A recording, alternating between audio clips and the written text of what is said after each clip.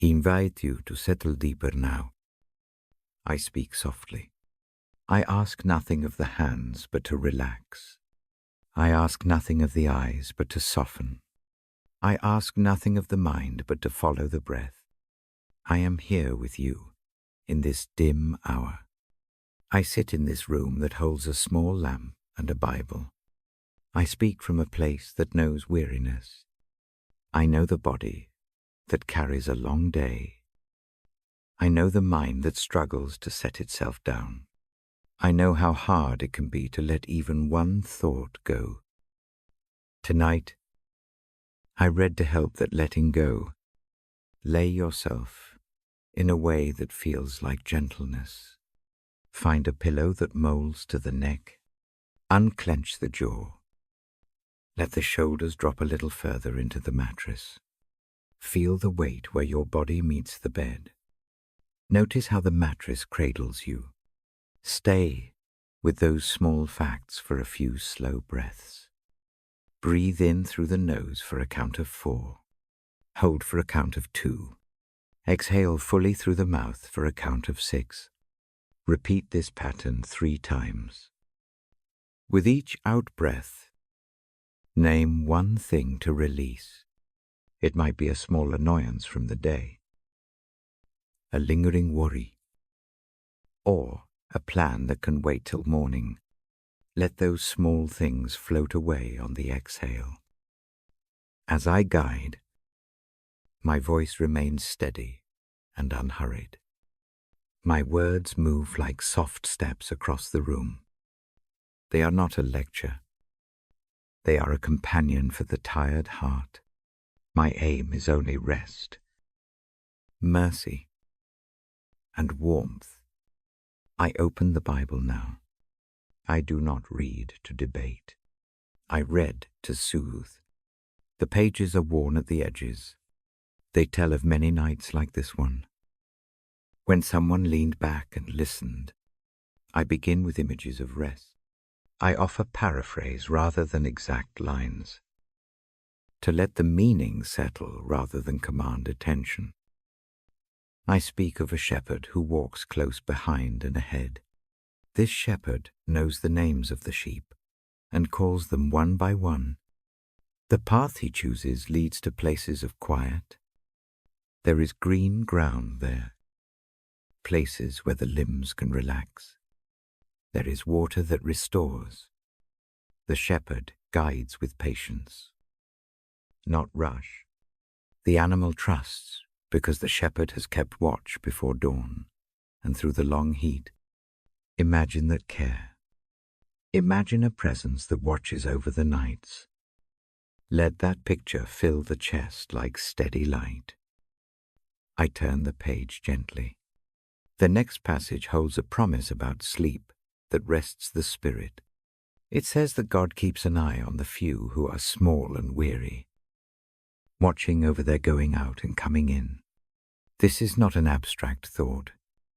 It is a scene, someone tucking a child in, smoothing the blanket, waiting until the breathing evens. Let the image settle. Picture a hand that stays close without suffocating. Picture the soft light of a watchfire. That steadiness is real. Lean into it. I pause and breathe with you. Our inhalations sink for a moment. The lamp throws shadows along the book. The room quiets further. I continue. I now reflect on gentleness. Often the Bible speaks of a yoke that is easy and a burden that lightens when shared. Not to argue burdens away, but to promise that we do not carry alone. Picture placing a weighted bag on a bench. That weight does not vanish immediately. Yet when another joins the bench, it feels different. There is company. There is relief. Imagine placing your small bag on that bench. Imagine someone else sitting close, offering a steady shoulder. This is mercy. This is companionship. Leave the bag there a while. I move to images of shelter. The text speaks of a rock to hide behind when storms roll in. The metaphors are not meant to be complicated. They are simple, a place of refuge. A steady wall, a roof that keeps the wind out. Picture a room with thick walls. Imagine the rain outside and the stillness inside. Hear the rhythm of the rain. Hear the heart slow to match it. Shelter is not absence of trouble. Shelter is a space to recover from it. As I speak, I keep my sentences soft and short. I prefer the present tense. I do this to help the mind follow without chasing the next clause. Now I describe a scene from a psalm of rest. I do not recite a line. Instead, I tell you the sense of the words. The writer leans back in trust. He lets the day's work finish and surrenders to the night's breath. He imagines lying down and sleeping with a quiet surety that he will rise again. He rests because he believes someone watches. Let that thought be yours for this night. Lie down and imagine waking gently. Allow the image to fade into the even darkness. I move to a gospel image of invitation. The voice there calls quietly to those who carry heavy loads. It opens an offer of rest without demanding perfect answers. It invites the weary to come and find ease.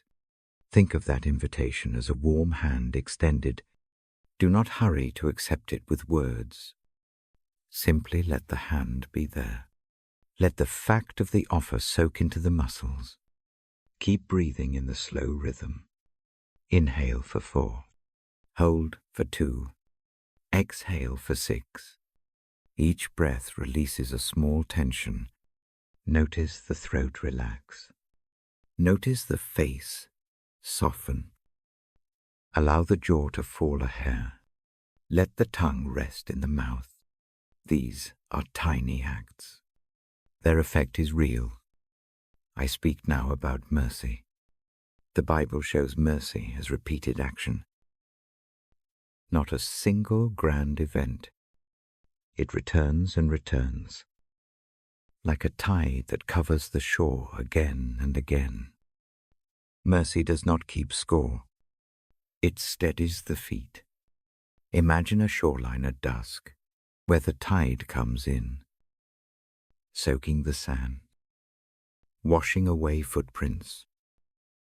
The mercy I read about works similarly. It erases marks of guilt and weariness, not by force, but by gentle repetition. Rest becomes possible when mercy has time to work. I do not prescribe heavy doctrine. I offer assurance.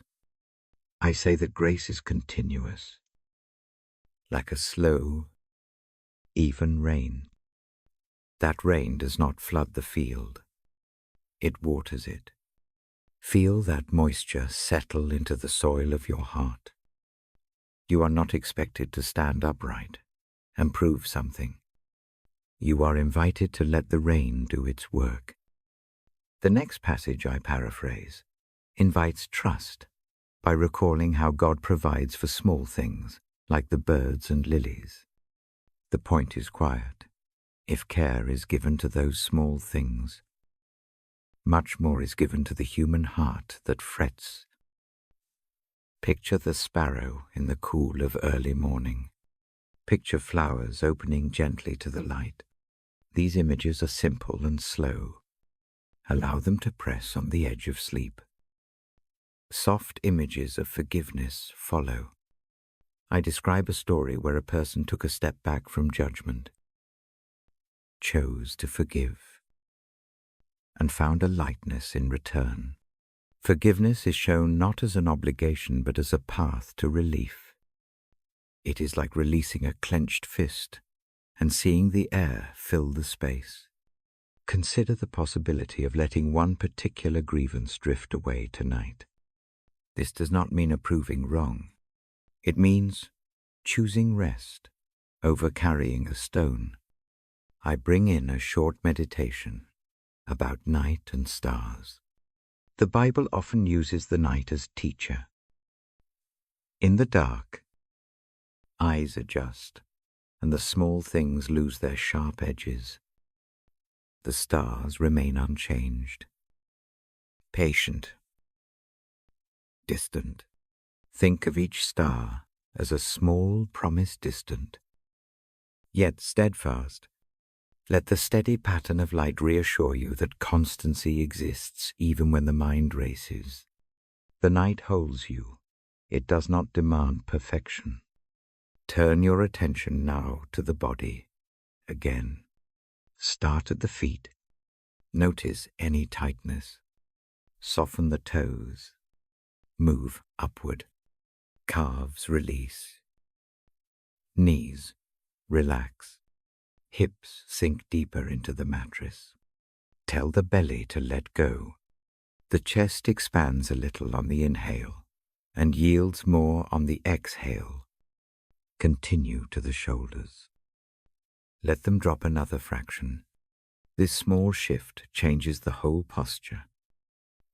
The hands rest wherever they lie. Let the neck slacken. The head becomes a bit heavier in the pillow. These adjustments are not urgent. They are gentle negotiations with the body. I read now a short paraphrase that speaks of human fragility and divine steadiness. The text does not mock weakness. It acknowledges it. It then paints a quiet picture of support. The message is small and clear. When strength fades, help remains. Receive that help as simply as a cup of warm water. Take nothing dramatic, just the warmth. Soon, I bring attention back to breathing. Inhale 4, hold 2, exhale 6. Let the out-breath be the longer companion. Each exhale carries a small bit of the day away. With the 13th breath, allow the eyes to close completely. There is nothing left to attend to except the rhythm inside. I now pause my paraphrase and offer a brief moment of silence. Listen to the small sounds. The night holds a distant car, a neighbor's soft movement, the steady thrum of the house. These sounds are not intrusions. They are the texture of rest. Accept them into the pattern. They will not disturb entrenched peace. They simply remind you that life continues, gentle and unhurried. When I speak again, my words are nearly a whisper. I remind you of the simple staff of hope. It is not loud or spectacular. It is a small line drawn across the day. Mercy meets night. The shepherd watches. Company rests close.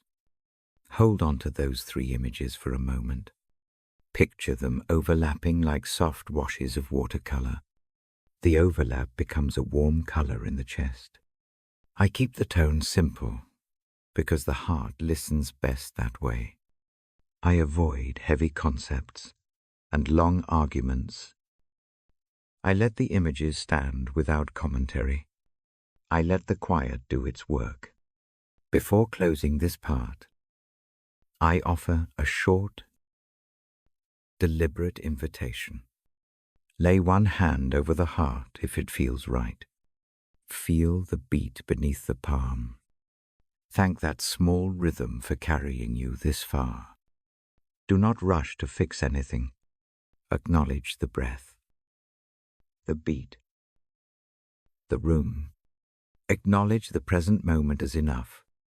I will stop reading now and allow the quiet to deepen. In the next section, I will read a psalm slowly, line by line in paraphrase form, and I will return to guiding the breath through a gentle sleep exercise. designed to help the body move into longer rest. For now, let this first portion settle like a soft blanket across the shoulders. Let the images of shelter, shepherd, and steady mercy rest in the mind. When the next part begins, I will open the pages again and guide with the same deliberate calm. The night is long and kind. There is more warmth to come. Rest for a few minutes in the dark. Breathe with me until the next voice returns. Settle in a little more. Move as if you are closing a small door behind the day. The hand that rests on the sheets need do nothing but stay warm. The eyes need only soften. The breath continues its quiet work. I am here, reading the book beside the lamp, and my voice shapes what you already feel. Tonight I read a phrase that feels like a doorway. It is an invitation rather than a demand. The voice in the passage reaches out to those who are tired. It reaches to the ones carrying weight that drags the chest down. The words ask only that you come as you are. No performance. No tidy answers. Just the unhurried step toward rest. Picture a small gate at the end of a path. The gate opens with a light touch. On the other side is a bench. Under a low tree, shade moves slowly across it. The bench waits. Nothing dramatic happens when you cross. The bench simply bears your weight. Your shoulders ease before words are found. This is the kind of rest the book offers. It is immediate and humble. It is available at the foot of the path you already walk. Let the breath find a steady measure as you imagine this gate. Breathe in 4. Hold 2. Breathe out 6. Each round lowers the shoulders a little more. With the next out breath, picture setting down something small, a single stone from a heavy satchel. It is not all the weight. It is one stone. See it placed on the grass beside the bench. The body thanks you for the release. The mind notices how much lighter that arm is. The invitation I read is gentle about what rest means. It does not promise removal of every trouble. It offers a change of posture. It suggests leaning instead of bracing. That change can be immediate. It looks like closing the hands around a warm mug and letting the mug's heat move through the fingers. That heat is comfort, not remedy. It does not erase the ash of the day. It warms the palm enough to mend one small chill. Imagine walking into a small room that always smells faintly of cedar. A lamp glows low on a table. There is a chair with a high back and a throw across the arm. Someone has laid a soft blanket there. The room does not ask for explanations. It offers a place to sit. In the passage I read, the offer is similar. It says, in effect, come here with your toil. Come here with your unrest. Be received. Be allowed to breathe without having to prove a point. Rest in this sense is an extendable hand. It meets the hand that has been working too long. It takes the ache and holds it carefully. It does not show it off. The ache is not scoffed at. It is set on a table and covered with cloth. Nothing sanctimonious happens. Comfort arrives like a cup of broth offered at dusk. Taste it slowly. Keep the body in mind. Now, start at the head. Let the scalp soften. Allow the jaw to unclench by a degree. The tongue lies flat and still. The neck unrolls a little. With each gentle exhale, imagine the muscles around the throat releasing a small knot. Move the focus down. The shoulders ease another fraction. The chest expands on the in-breath without effort. The belly yields more easily on the out-breath. This letting go is not an act of force. It is a quiet permission. The passage describes another kind of rest too. It pictures a companion who accepts explained and unspoken burdens alike. That companion walks without needing a schedule. They keep pace. They do not urge the feet quicker. They are steady.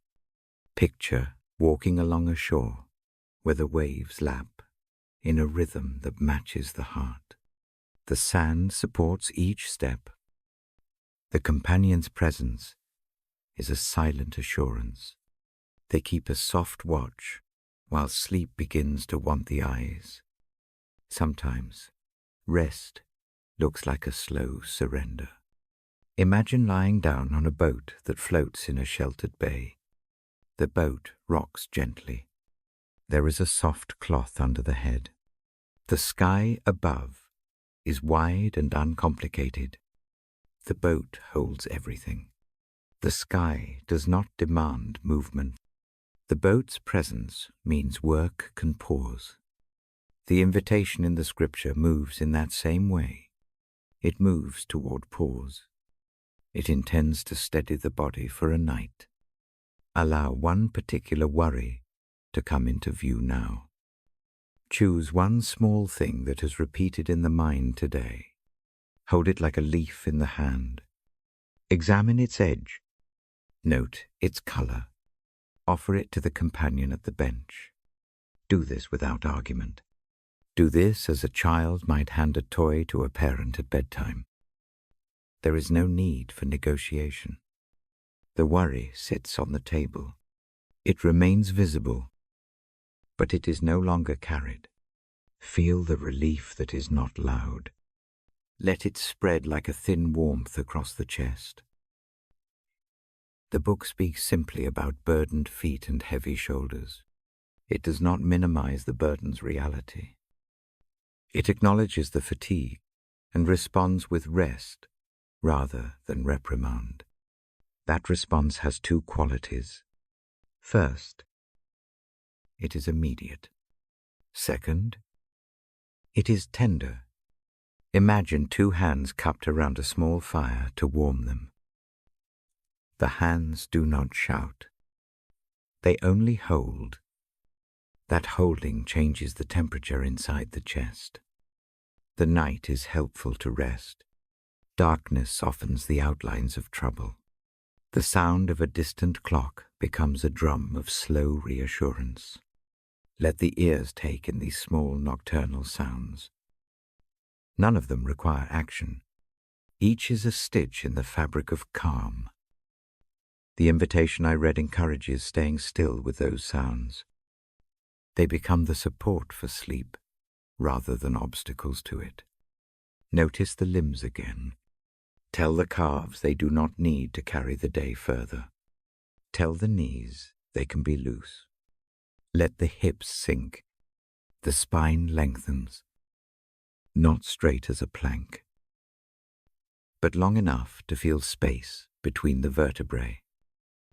Imagine each vertebra like a small bead sliding into soft clay. They settle and rest. The hands rest wherever they drop. The fingers soften. Tiny tremors fade. The feet cool gently. The passage offers an exchange. It does not ask to be earned. It is offered. Receiving it asks only for surrender. That surrender is different from defeat. It is a skill. It looks like setting a heavy bag down at the door rather than carrying it into the room. Practice this now. Visualize the motion. Feel the hands relax after the set down. The breath lengthens. A small thanking happens inside the chest that needs no words. Sometimes sleep resists. When it does, the promise still stands. Invitation is not a one-time call.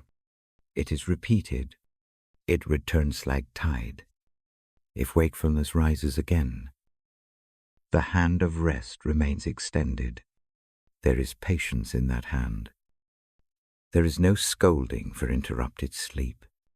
Imagine a friend who checks softly at the bedside without intrusion. They stay for a little while and then leave.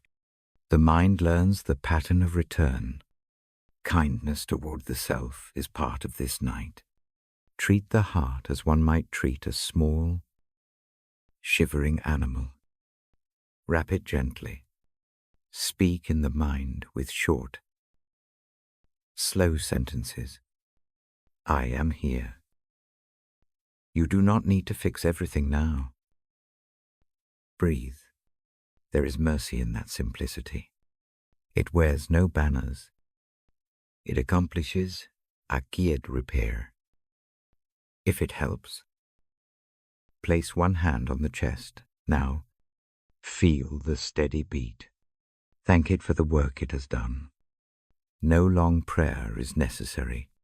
A whispered gratitude without words will suffice. The act itself is a small anchor. It anchors both body and mind. Before I close this section, I suggest a small practice for the nights to come. When the day ends, try a single act of setting down. Choose one item each night to place on a mental table. It could be a problem to be revisited tomorrow, a regret to be noted, or a task to be shelved. Place that item gently on the table. Leave it there. Return to the breath. Or team, the table becomes real in the mind. It holds more than one thing, and the room around it grows fuller of rest. If this reading steadies you, consider joining again. A simple click to subscribe helps bring these nights back to the bedside. If the voice here comforts you, leave a short note in the comments. Tell me only how the room felt. Share the program with someone who seeks the same quiet. Doing so is not an advertisement. It is a way of creating company for others who need the bench at the gate. I move now toward a gentle close. Stay with the breath. Breathe in 4. Hold 2. Breathe out 6. Let the out-breath carry the last small tensions away. Imagine the bench under the tree one more time. The companion sits quietly. The lamp is low. The gate closes softly behind the day. In the next part, I will explain more about how to accept rest when the mind keeps working. I will offer a few short visual anchors to use when the thoughts spin. For now, allow the invitation to settle. Allow the hand to remain warm. The night is mild. The promise of rest is open to anyone who comes. Let that be enough for this hour. I close the book gently. The lamp dims. Keep breathing slowly. The room is safe. Rest comes as a companion, not as a task. When sleep arrives, let it come like tide, patient and steady. When the next voice returns, it will be close and calm. For now, be still and receive what is offered. I come back to the lamp and the book. The room breathes with a low hush. I open the page with a careful hand. My voice stays slow. I keep the sentences short. This part speaks about forgiveness. It ties gently to rest. Forgiveness sits in the pages like a warm shawl. The passage I read asks that we bear with one another. It asks that we forgive one another as the Lord has forgiven. I do not hesitate allein. I offer the sense instead. The sense is simple. Forgiveness unclasps a tight fist. It loosens a jaw that clamps the heart. Think of forgiveness as a small, steady work. It is not a single heroic act. It looks like putting down one stone from a heavy sack. It is repeating the same small release many nights. That repetition is mercy in motion. It washes the shore again and again until the footprints soften. The book lets me say this without argument. It does not make forgiveness a test. It makes forgiveness a way toward rest. When a wound is forgiven, the chest finds room to expand. The mind steals a few more quiet moments. The bed becomes a harbor. Not just a battlement. I tell a short story now. It is quiet and true. Some nights after a long day, work pulls the shoulders tight. The hands ache. The mind replays conversations that did not go well. On one such night, I carry a sharp weight from an earlier moment. It keeps me awake. I sit at the edge of the bed. The lamp glows low. I hold the Bible in my lap without opening it at first. My fingers find the seam of the cover. Breath goes in and out. Slow and deliberate. I breathe in for 4. Hold for 2. Breathe out for 6. The rhythm steadies the chest. I let a single hurt come forward. It is small in shape. It has a jagged edge. I picture it in my palm. I do not analyze it. I only name it in my mind. Then I let it rest on the bedside table like a pebble. I do not throw it away. I set it down. In that posture, I offer the pebble to God. The offering is not a long speech. It is a quiet handing over. I do not say words aloud. The act itself is the prayer. As I make the offering, un unexpected change happens. The shoulders lose a degree of their tension. The jaw unclenches a little. The mind quiets enough to notice the lamp's warm rim and the slow rise of the chest. The peace that arrives is not immediate comfort. It is not a bandage that erases memory. It is a softening. It is like night air that cools a fevered brow. After that night, a practice grows. When the day closes, I choose one small hurt and put it on the table. Over time, the table fills.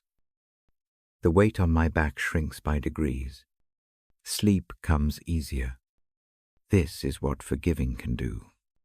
The act of letting go opens a small space where God's mercy can move. That mercy is gentle and persistent. It does not force the mind into forgetting. It simply holds the wound without letting it rule the rest of the night. Forgiveness sometimes looks like returning a sharp word with silence. Sometimes it looks like speaking a truth in a softer tone. Sometimes it looks like choosing rest instead of recounting an injury. Each choice is small. Each choice compounds. Forgiving does not mean pretending no harm occurred. It means refusing to carry the harm as one's primary burden into the night. Now I guide you gently. Bring attention to a single hurt. Make it small. It might be an irritation at a colleague. It might be a regret toward a loved one. See its shape. Imagine its color. Hold it for one breath. On the out-breath, set it on the table beside the lamp. Picture that table as real and steady. The thing sits there. It remains visible. It no longer rides your shoulders. Breathe in 4. Hold 2. Breathe out 6. With each round, imagine light coming over the table. The light is not harsh. It warms the pebble, softens its edges. Forgiveness is like that light. It changes the way the hurt feels in the hand. It does not erase the memories stored in the head. It eases the strain in the chest. When the mind returns to the same complaint, bring it back to the table again. Set it down without drama. Practice the simple motion of placing burdens somewhere other than the back. Over time, the muscles learn a new habit. The body listens and follows. I speak briefly about limits. Forgiveness does not require staying in harmful situations. It does not ask for unsafe exposure. It protects. It is not an invitation to be taken advantage of. Think of it as a key that unlocks the door to peace, not a path to forget boundaries. Mercy and wisdom walk together. Hold the breath steady. Let the hands rest. Imagine a shoreline at twilight. The tide comes in and out. It does not demand where the footprints were. It simply returns. Patient and faithful. Forgiveness in the heart works like that tide. It arrives again and again until the sharp lines of hurt blur into softer sand. I read a small paraphrase from the book now about bearing with one another. It suggests patience. It shapes the mind to notice the small grace in another's stumbling. The passage paints forgiveness as a mirror of the Lord's own way. If we are shown mercy, we can find ways to extend it. Mercy does not erase reality. It reshapes response. In the quiet, I give one more personal reflection. Once, after a long day of decisions, I went to the chapel alone. The room smelled faintly of old paper and beeswax. The evening light moved through a high window. I sat on a bench and let the day empty itself. I remember putting a folded note into my pocket. The note contained the memory of a stinging exchange earlier that week. I did not unfold it again. I placed it inside my palm and offered it up with a small prayer of surrender. I stood and left the bench feeling oddly lighter. The steps down the aisle did not mean the problem vanished. The step itself changed the body. It opened space in the chest. That change is the gift I read about. It is not a promise that life becomes easy. It is a promise that rest becomes attainable. When the heart lets go of the constant reheating of an old wound, it cools enough to sleep. Now return to the body. Start at the toes. Soften them. Let the calves loose. Ease the knees. Let the hips sink into the mattress. Tell the belly it can relax. Let the chest open a fraction on the inhale and fold softly on the exhale. The shoulders drop a little more. The hands feel heavier. The neck unrolls. The head rests fully on the pillow. Picture the table by the lamp. One last time. A few small stones rest there. Each one a tiny hurt given over. The lamp is steady. The companion sits quietly. Mercy moves in the soft air between the stones. No loud fanfare. No immediate resolution. Just steady presence. If thoughts rise tonight, do not wrestle with them. Imagine them as leaves on a slow stream. They come into view and float by. Let them. Bring attention back to the breath. Breathe in 4. Hold 2. Breathe out 6. Each exhale carries one small worry away. I offer a short practice now. If anger comes again, Think of forgiveness, not as forgetting, but as choosing the path to rest. Name the hurt in a single sentence in the mind. Place it on the table. Stay with the physical action of setting it down. Feel the shoulders release. Repeat as needed. The practice becomes a bridge between days' unrest and night's healing. Before I close this section, I remind gently about prayer. Prayer is not a task. It is a bedside companion. It asks nothing elaborate. A simple handing over of a small hurt counts. Sometimes the prayer is a single sigh. Sometimes it is a moment of silence. Either way, the act of turning toward grace invites sleep. Lay a hand over the heart if it feels right. Feel the pulse there. Regular and small. Acknowledge the work it has done today. Thanking needs no words. The touch itself sustains. I will pause now. The lamp throws a soft circle of light on the pages. The book rests open on the knee. In the next part, I will read a psalm slowly, line by line in paraphrase. I will guide a short exercise to meet the mind when it keeps working.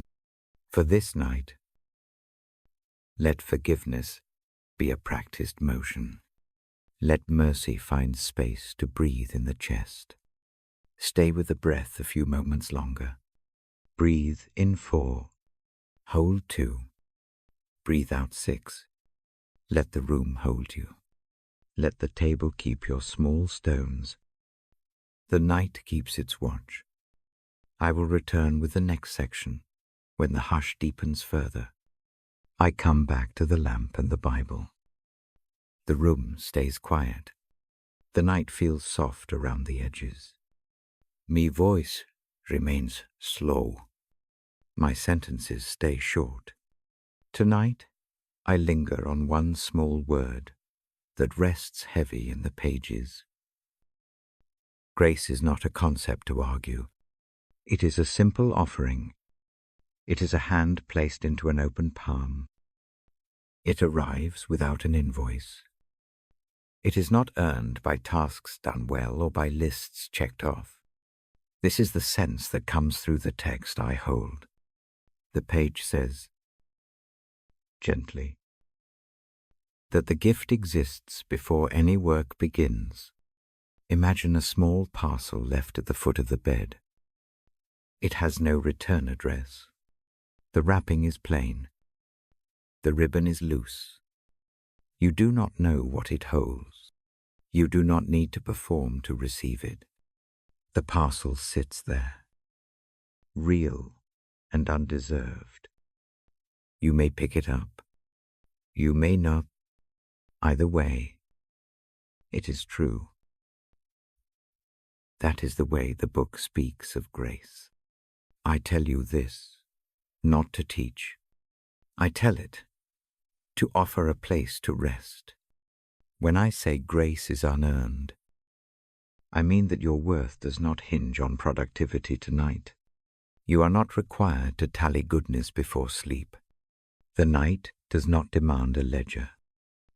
It offers rest. Grace frees the body first. When acceptance is a gift, the shoulders unclench. The jaw opens a bit. The breath lengthens. The chest takes in air with less strain. The body learns to trust the pause. This is small and real. The change is not dramatic. It is like a window opened by a finger. Fresh air moves in. The room cools a fraction. The heart notices and eases. I share a short story from my life. I keep it gate. It is honest and unspectacular. For a long season I thought earning was the path. I checked boxes. I kept lists of apologies and amendments. I measured myself by what I did and how rarely I slipped. Sleep often fled in those nights. A checklist kept working in the dark. One autumn evening, after a string of small failures and some well-meaning efforts to make them right, I sat with the Bible on my knees. The hands that held the book were tired of counting. Breath came in short waves. I did a simple thing. I closed the eyes and imagined the parcel again. But this time I pictured someone placing it in my lap with a quiet, steady hand. No remark, no tally, no terms offered, just the parcel set down. In that small image, something in me unstruck. The shoulders dropped. A heat that had lived behind the breastbone softened. I did not feel perfect. I did not feel done with fault. I felt light in a precise way. Not lighter from having fixed everything. Lighter because a gift sat in my lap that I did not work to earn. I let it be. The next breath moved deeper. Sleep came sooner that night than it had for a long time. I tell this because the ease I found is what the pages promise. Grace is not a reward for getting everything right. It is a warm presence offered in the quiet. Receiving it does not erase effort. It reshapes the posture toward effort. Work remains, but it no longer becomes the only measure of rest. Now, let us practice receiving this gift in a small, bedside way. Keep the breath steady. Inhale for 4. Hold for 2. Exhale for 6. With each out-breath, imagine a ribbon untied. See the parcel in your lap. Do not open it. Do not worry about the contents. Feel the weight of it. Know it is placed there freely. Rest your hands on the parcel. Let the fingers feel its contour. If a voice in the mind says, "You must prove you deserve this," do not argue. Return to the breath. Say quietly. As a simple anchor, grace is given. Breathe in 4. Hold 2. Breathe out 6. Repeat. Let the phrase be like a bell that rings once and then fades. It need not be shouted. It need not be argued. It can be accepted with a small nod of the heart. Receiving grace does not mean abandoning responsibility. It only means you are not the sole architect of your standing. Boundaries and care remain. If harm is present in a life, grace does not say that it need not be addressed. It says that addressing it does not become the currency for being loved or allowed to rest. Mercy accompanies correction. Grace opens the hands to the work without making the work the basis of rest. Picture a gardener who tends a knot of roots. The gardener does the needed shaping, yet at dusk someone comes and lays a soft cloak over the gardener's shoulders. The cloak does not remove the need to return tomorrow. It simply warms the person as they rest. That is the image of grace here. The cloak is an unearned comfort that steadies the one who labors. Move attention slowly through the body now. Start at the feet. Soften them. Calves release. Knees ease. Hips sink. The spine lengthens in a relaxed line. The belly yields on the exhale. The chest opens a degree. On the in-breath, shoulders drop another fraction. The neck unrolls. The jaw loosens. The scalp relaxes. With each small release, imagine the ribbon on the parcel slipping ever more loose. The text I read suggests grace is a current beneath the day. It runs whether one notices or not. Sometimes life paints over it with busyness or shame. Sometimes nights feel like they require a performance before rest. The pages remind gently that the current moves, patient and steady. It reaches small places. It cools fevered thinking. It does not shout. It keeps returning. If the mind resists and begins to list what should be done, use a small practice. Name one task very simply in the mind. Hold it for a single inhale. On the out-breath, imagine placing it beside the parcel. It rests next to the gift, not instead of it. You can retrieve it in the morning. For now, rest sits in your lap. You accept the gift first. The action can follow from a place of replenishment. Grace also changes the way we look at others. When a gift is offered freely to one, it becomes easier to offer it again.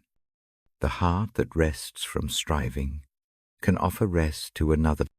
This does not make every relationship easy. It sometimes makes courage possible, but most of all, it creates space.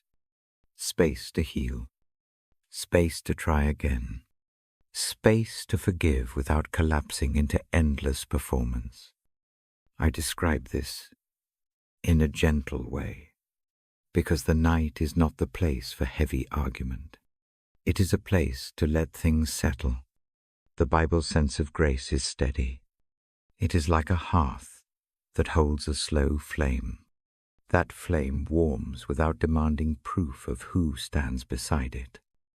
If guilt returns, do not wrestle hard in the dark. Imagine the parcel again. Feel its weight. Place a hand on it if that helps. Visualize its ribbon resting across the lap.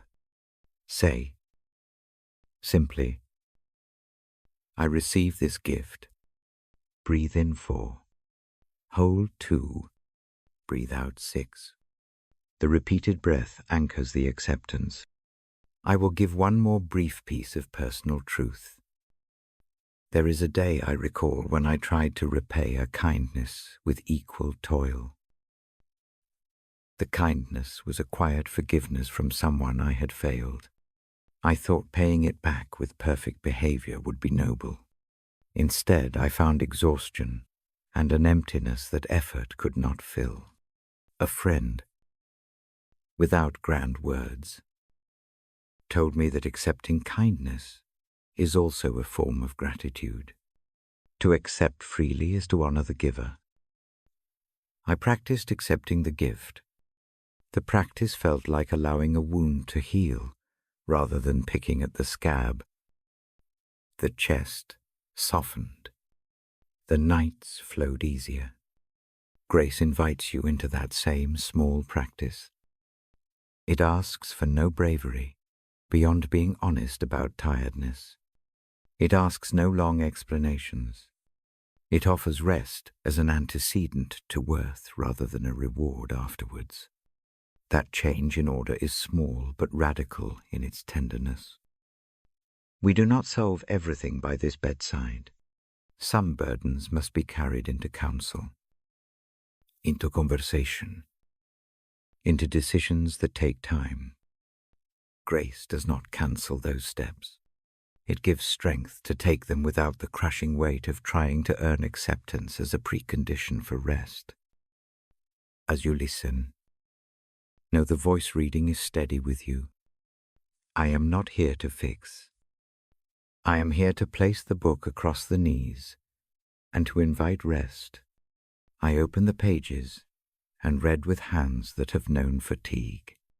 I have practiced receiving the gift and the quiet it brings. I offer the same image to you tonight. Before I close, let us take the breath together one more time. Inhale for 4. Hold for 2. Exhale for 6. As the out-breath falls, feel the parcel in the lap. Know it is a gift not earned but freely given. Let the weight of it steady the shoulders. Let the notion of being accepted without accounting soften the jaw. Let the rhythm of the breath carry you toward sleep. I place the book down lightly on my knee. The lamp casts a small circle of gold on the page. The room remains mild. In the next part, I will read a psalm slowly. I will move line by line in paraphrase. The psalm will meet the mind when it keeps working. For now, rest in the simple truth that grace comes as a gift. Receive it. Let it warm you like a cloak at dusk. Stay with the breath a moment longer. Breathe in 4. Hold 2.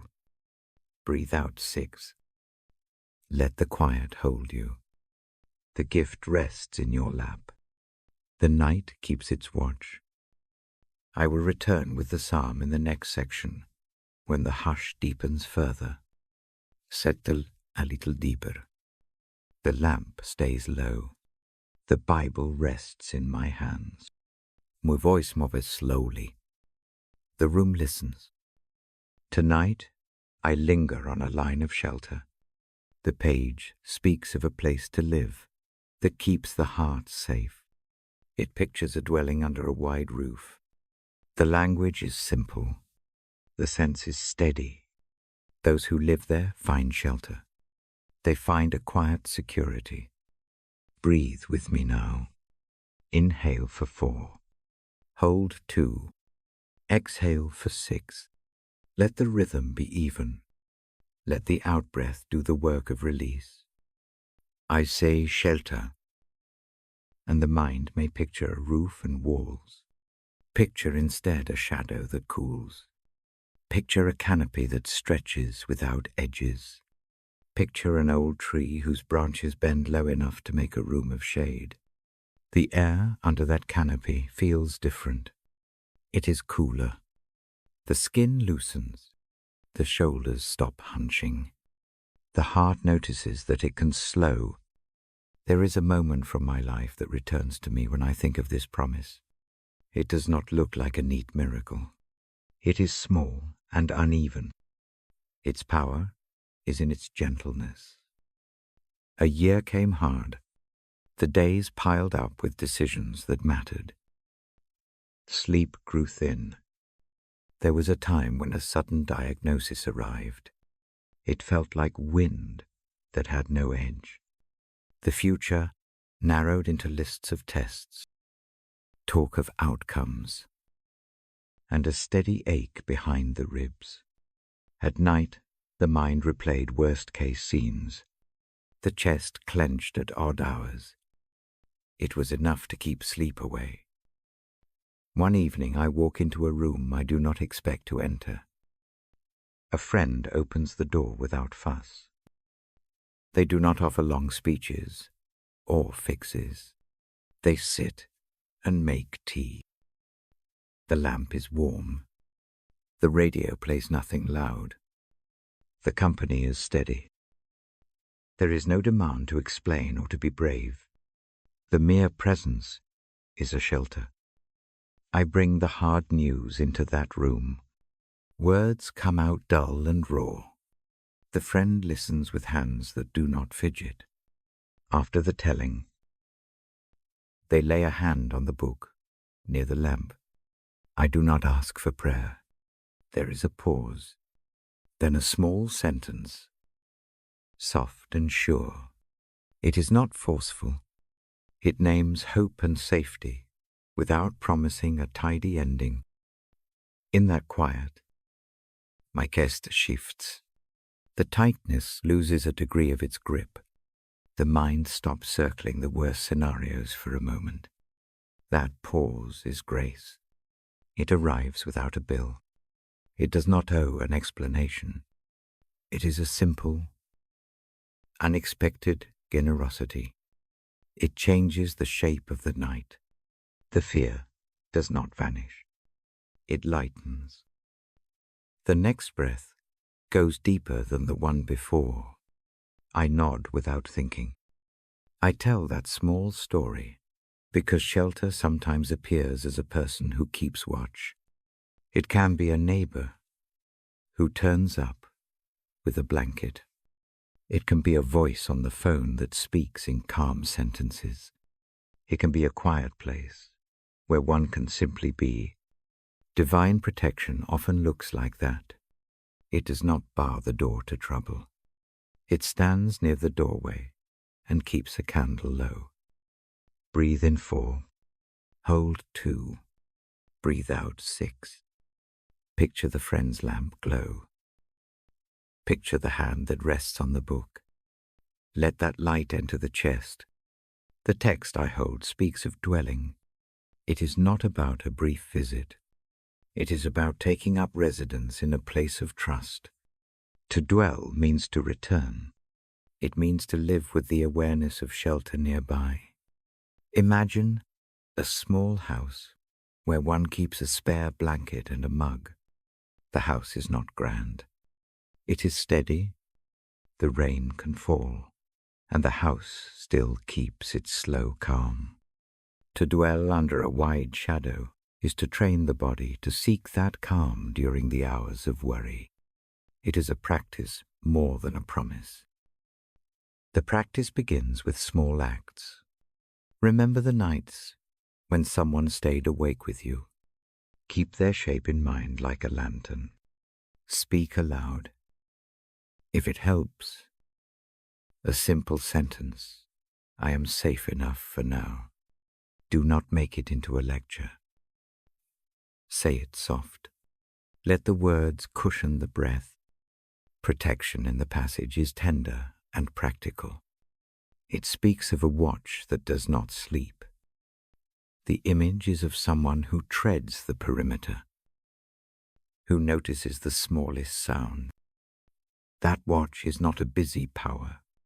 It is a companion's care. It knows when to step closer and when to let the sleeper breathe. When trouble comes, the instinct often is to fight the wind with clenched hands. The text invites a different motion.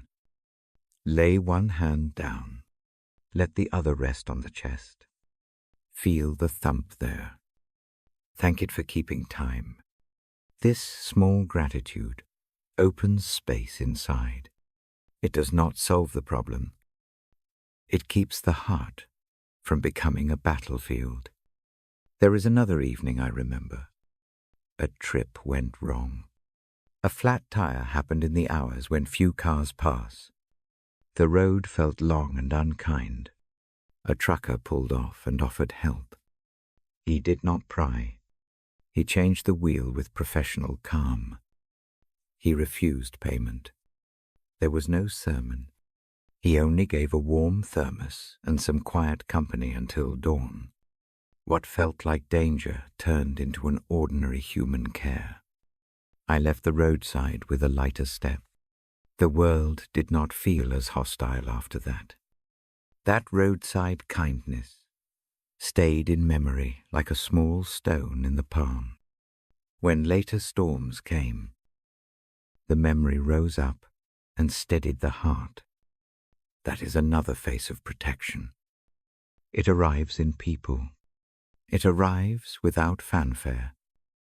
It offers practical help and a hold on the night until fear dulls. Now bring attention to the body. Feet rest. The calves soften. Knees release. Hips sink. The spine lengthens in a gentle curve. The belly moves with the breath. The chest expands a degree on the inhale. The shoulders drop. The neck unrolls. Let the hands lie where they fall. Let the jaw loosen. Let the temples ease. Inhale 4. Hold 2. Exhale 6. With each out breath, imagine placing a small stone on a low shelf. Each stone is a fear. Each stone is a what if. The shelf will hold them. It will not judge them. It will simply keep them where they can be seen without being carried. Protection also comes as a shelter against the night's imaginings. When thoughts make monstrous shapes, return to a simple picture. Imagine a low roof thick with tile. Water runs off it in steady streams. The rain sounds calm and regular. Inside, the air is dry and warm. No one promises storm-free lives. The roof only keeps the space beneath it usable. It gives the heart a place to rest. Grace often arrives when expectation is lowest. The example from the hospital season shows that a result that could have been sharp turns moderate. A word from a doctor is careful.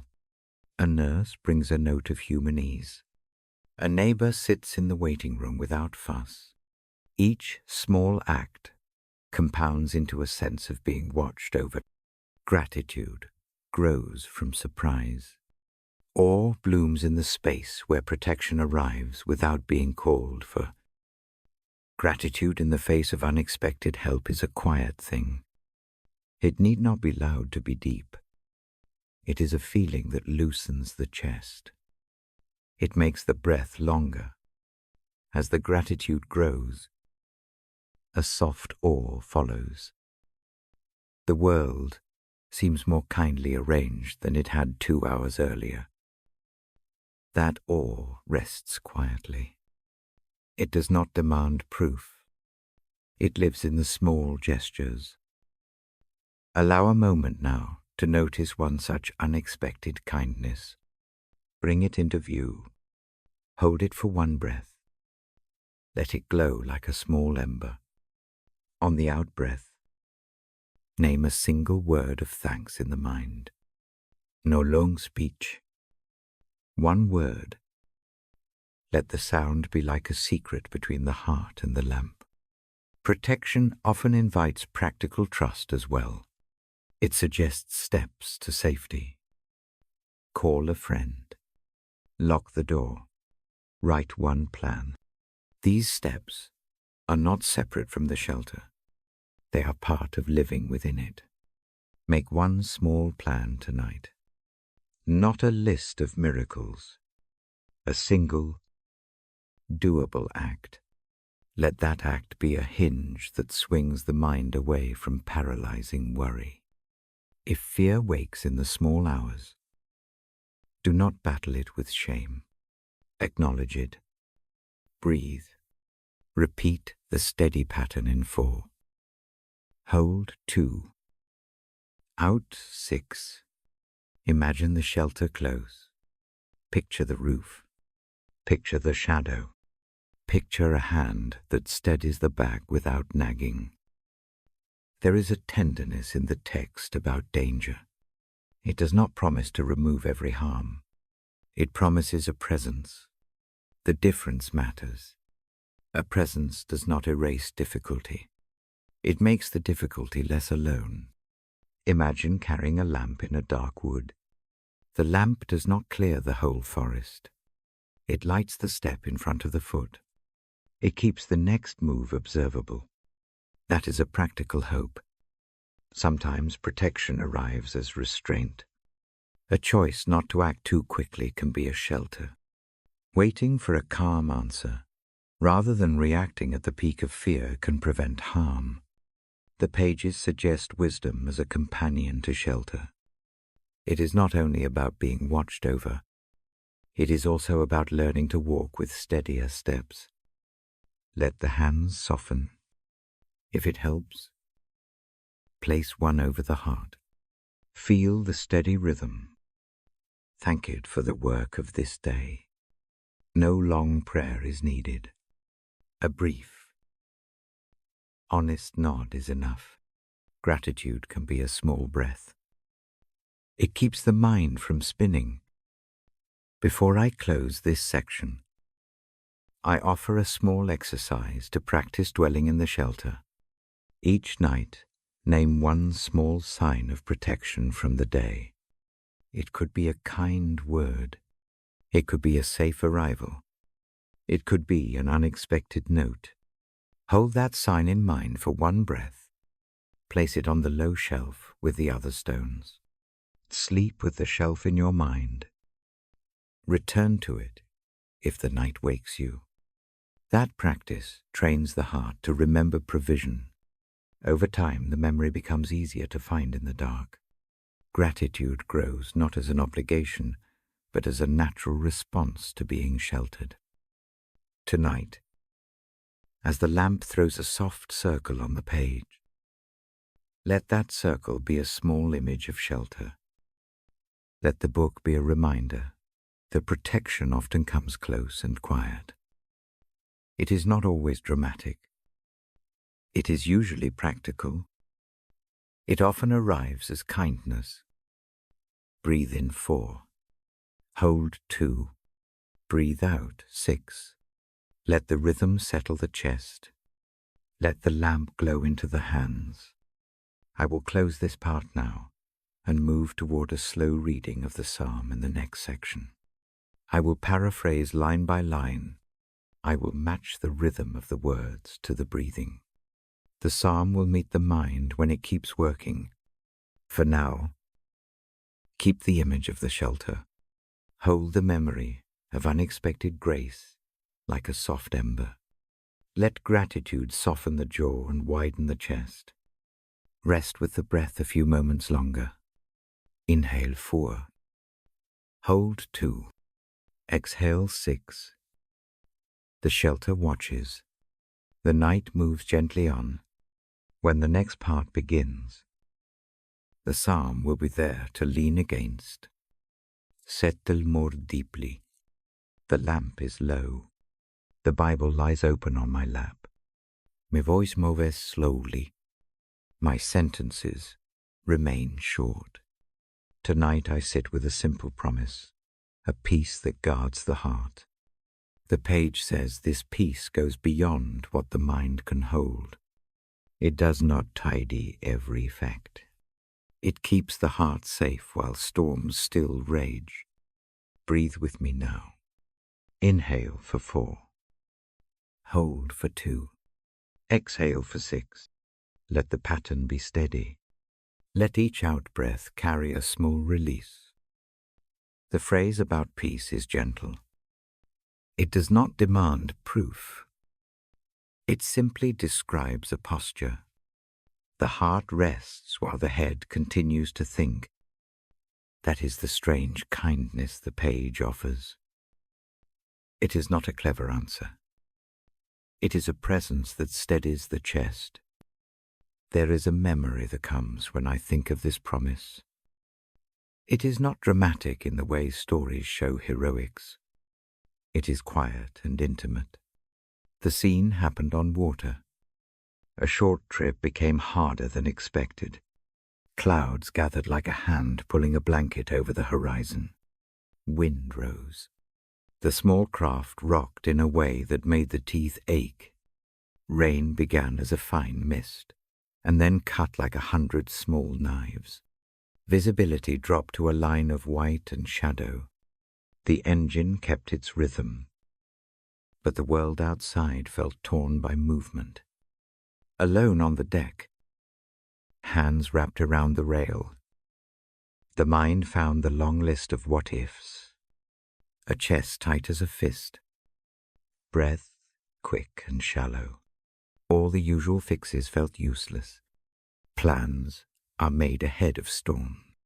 This one arrived faster than plans.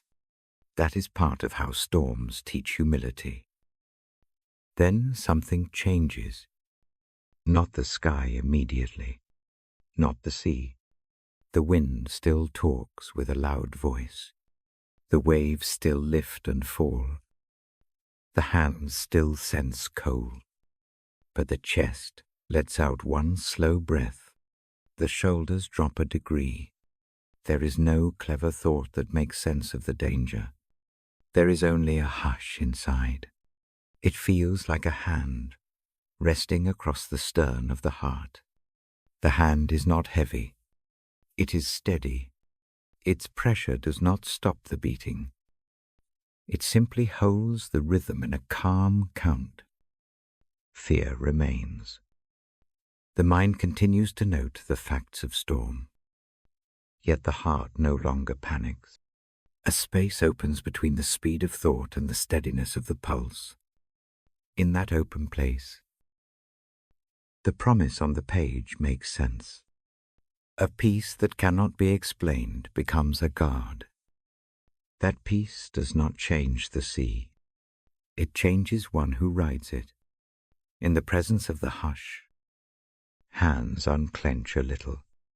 The jaw loosens. The throat frees a syllabless sigh. The breath lengthens on its own. The body remembers how to move with less resistance. Later, on shore, the craft tied to a small dock. The memory sits like a stone warmed in the hand. The storm taught the difference between solving a problem and being held through it. The unseen hand did not arrest the wind. It was present as a steadying companion. That companionship altered the inner landscape. It kept the heart from fracturing under fear. The page I read speaks in the same manner. It does not promise a tidy outcome. It says that peace can stand watch in the middle of turmoil. It uses no flourish. It simply names a fact. The heart can be guarded, even when the mind is full of questions. Now, let us practice receiving that peace at the bedside. Keep the breath slow. Inhale 4, hold 2, exhale 6. With each out-breath, imagine a soft weight resting over the stern of the heart. It is not a pressure that smothers.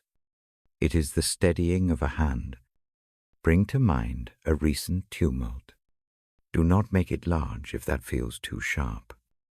Choose one small storm, a fear that woke in the night, a call that upset the plans, anxiety that circles like a restless bird. Make it modest. Let the mind name it in one short phrase. Hold that phrase for the length of one inward breath. On the out-breath, picture placing it on a low shelf in the room. The shelf is within view. The thing remains visible, not hidden. It does not need to be carried now. The peace stays by the heart. The mind can still think about the shelf, but the chest need not hold the weight. This movement is a practice. It is small and repeatable. It trains the muscles of the heart. Over time, the tendency to shoulder everything softens. The hands learn the motion of setting down and returning to breath. When the mind insists on reasoning everything out, do not wrestle. Return to the breath. Say nothing aloud.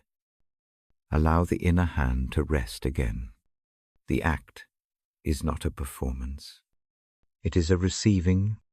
Receiving often feels oddly passive to the proud heart. That is part of the grace. A passive posture can be active kindness to the body. There is another night I remember. The city lights fade, and a routine scan of messages becomes a cascade of bad news. A plen and refos. Numbers do not align. Voices say things that bite. The mind can create a tableau of ruin with ease. That night, a simple practice held me, sitting at the kitchen table, a mug cooling beside an uncompleted task. The breathing pattern became an anchor. Inhale 4, hold 2, exhale 6. With the exhale, the chest eased. With the inhale, a small hope returned. It was not a hope of immediate solution. It was a hope that a steady presence was near. That steadiness felt like the hand in the story on water. No dramatic shift in facts. a guarded chest, a pulse that no longer raced. That difference made decisions possible in the morning, rather than desperate in the night. This peace also works in the small betrayals of day. A word spoken sharp by someone beloved. A misstep at work. The heart can be bruised in quiet ways. The page suggests bringing those bruises to the bedside and letting the peace stand with them. The act is not erasure. It is companionship. Practical steps help the practice. Keep the hand on the chest if that is comforting. Feel the steady beat beneath the palm. Let the touch be the sign of the unseen hand. The pressure of the palm and the image of the hand guarding the heart align. The body recognizes the message. Nerves receive the signal that the world is not only rush and threat. If sleep resists, name this peace in the mind as a single line. Keep it short. Something like, peace keeps watch. Let the words lie like pebbles on a stream. They do not need explanation. They need repetition and time. Sometimes the heart resists peace because of doubt. Doubt worries that accepting calm will mean ignoring duties. The page addresses this gently. Guarding the heart is not the same as shirking responsibility. The peace that stands watch does not remove the need to act. It makes action possible without panic. It offers clear-mindedness rather than frantic motion. There is a patient mercy in this gift. It is slow. It often arrives when the hands have no more solutions to offer.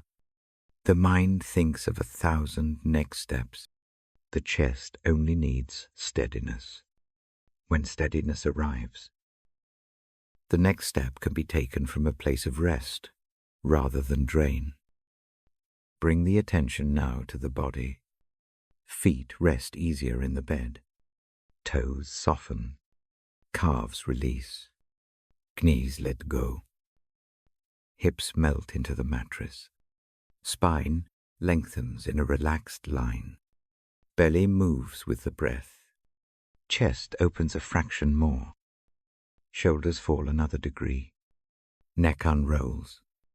Jaw loosens. Scalp softens. Each small release lets the unseen hand rest more fully. If worry visits later, use the shelf exercise.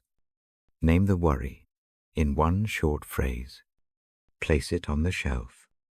Let the hand of peace remain across the stern of the heart. No grand words required.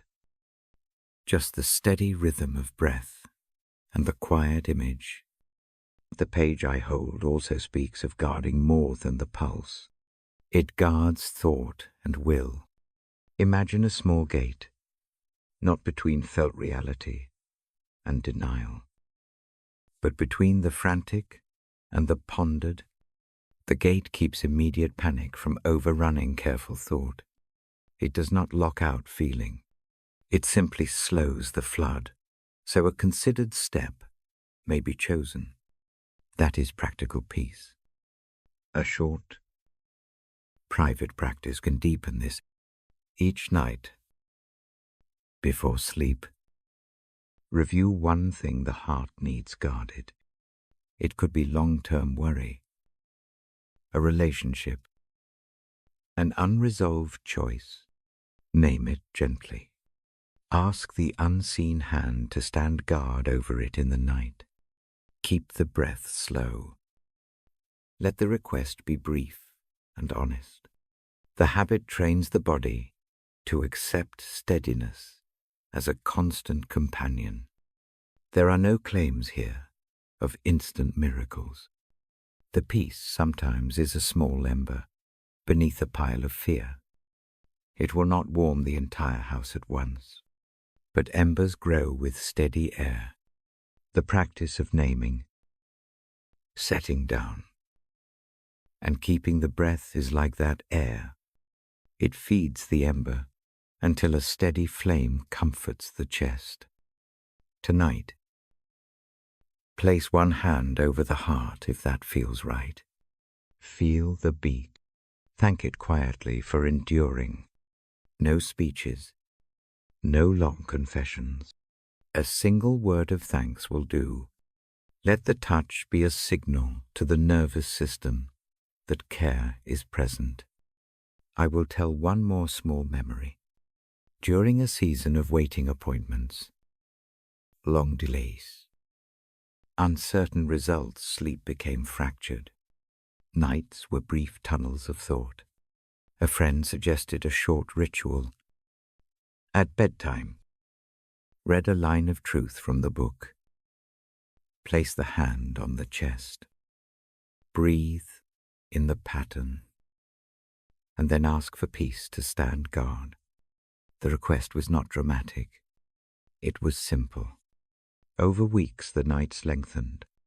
The ritual did not change outcomes quickly. It changed the body's capacity to rest. The heart could hold sorrow without splintering. That capacity is a mercy. It keeps decision-making possible. It keeps tenderness possible. It allows for long work without burning out. Keep breathing. Inhale for 4. Hold 2. Exhale 6. With each round, imagine the hand resting across the stern of the heart. Let it guard without smothering.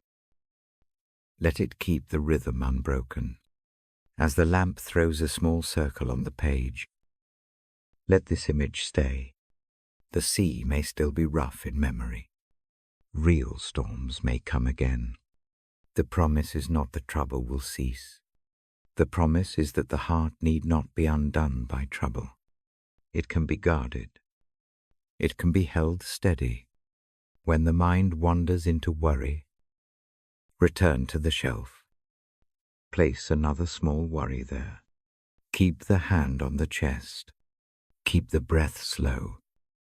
I will pause now. The next section will open a psalm, paraphrased slowly. Line by line, the psalm will meet the restless mind with familiar cadences and simple images. For now, rest with the thought that peace can guard the heart in the middle of tumult. Receive the unseen hand. Let it steady the breath. One last breath together. Inhale 4. Hold 2. Exhale 6. The hand rests. The heart is watched. Sleep may come. If it does not, the peace remains. The room is mild. The lamp is low. I will return with the psalm. When the hush deepens, settle in deeper. The lamp is low. The Bible rests open between us. My voice stays slow. My sentences remain short. Tonight I stay with one simple truth. We love because we are loved first. Breathe with me. Inhale for 4. Hold for 2. Exhale for 6. Let the rhythm become a soft tide. Each out-breath lets the day loosen a little more. The idea in the page I read is quiet. It does not demand brilliance. It names a way of life. Being loved first changes the motion of love. It turns giving from a duty into a response. It makes mercy easy to offer because mercy is received. I speak this as someone who reads these words in a small room at night. I hold the book, and I have learned this by living it. Long before I ever practiced forgiving or tried to be kind, I felt a hand that stayed near me. That hand was ordinary and steady. It taught me how to give later. Remember a memory of being loved without conditions. Picture it as if it sits on the bedside table like a small lamp. Keep it simple. Let the details be soft. For me, the memory is a kitchen in late autumn. The house smells faintly of cloves and cinnamon. The window fogs with breath. A single bulb hangs low over the table. I come in guilty and tired from a day when nothing went right. A mistake at work. A wrong choice with a friend. Shame presses like a stone behind the ribs. Someone in the house notices without a flourish. They make tea without questioning. Their hands move in quiet motions. The kettle sings. The cup warms their palms.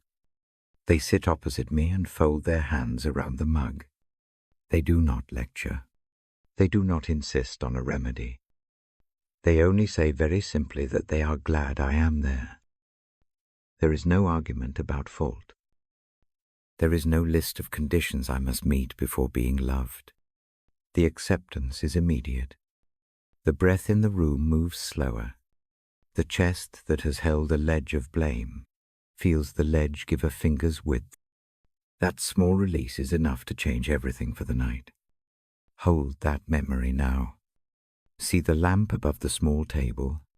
Hear the kettle in the background. Feel the warmth of the mug. Let the image be small and steady. Bring it to the chest like a tiny ember. Breathe in 4. Hold 2. Breathe out 6. On the out-breath, imagine setting the ember against the breastbone. Feel its faint heat. Know that love came first in that kitchen.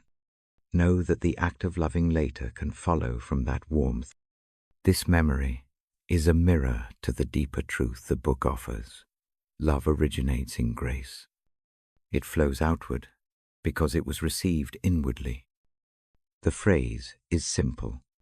We love because we are loved. That structure changes how choices feel. Love becomes a response, not a chore.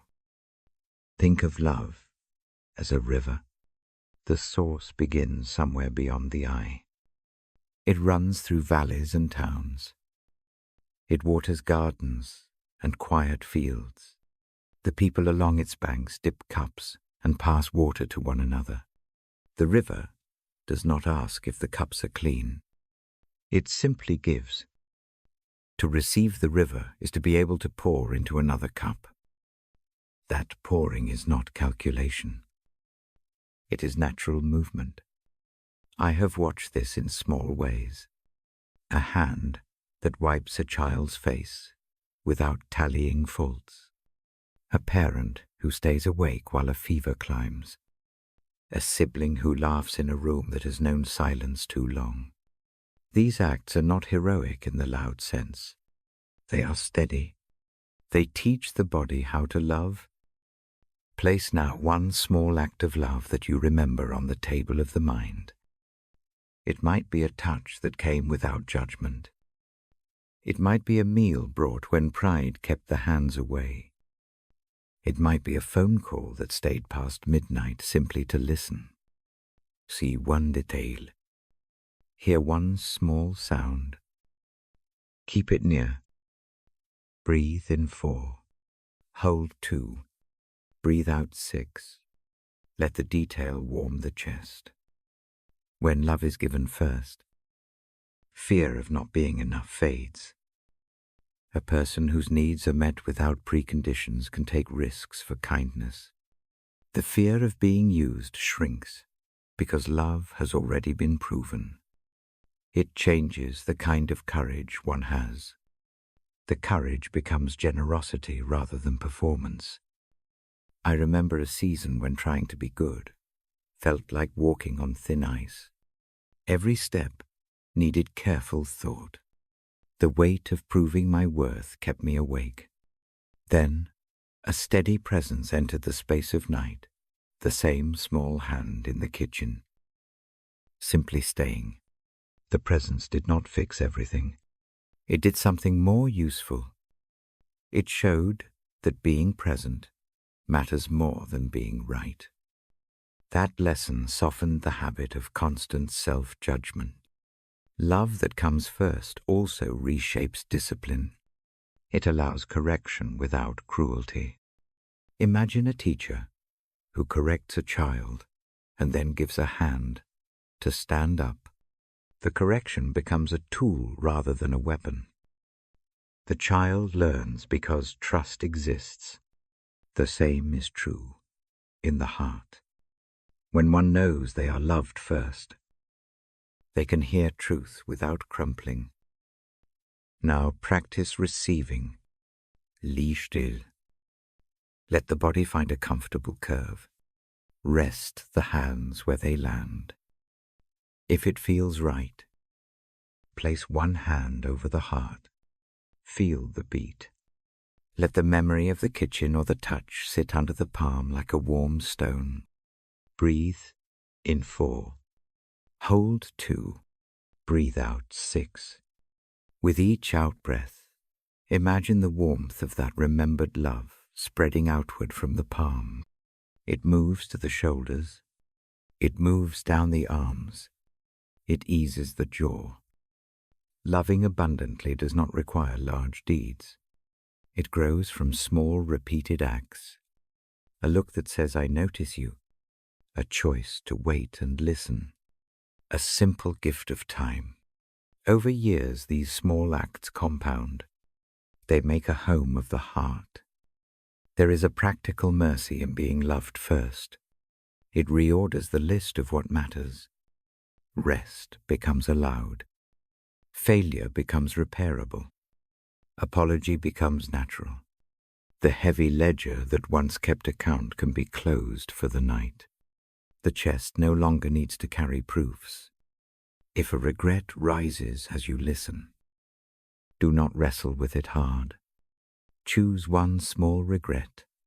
Bring it into view, but do not let it be the whole landscape. Place it on the mental table beside the lamp. See it there. Keep the remembered act of unconditional love nearby. Let them balance each other like two small stones on a shelf. Breathe in 4. Hold 2. Breathe out 6. Imagine the act of love lifting the regret a fraction. The change is subtle. It is enough for the body to obey the invitation to rest. Love that begins with being loved also opens a way to forgive. When someone first receives mercy, it becomes easier to extend it. The muscle of forgiving grows with use. It is not perfect on the first attempt. It learns by small repetitions.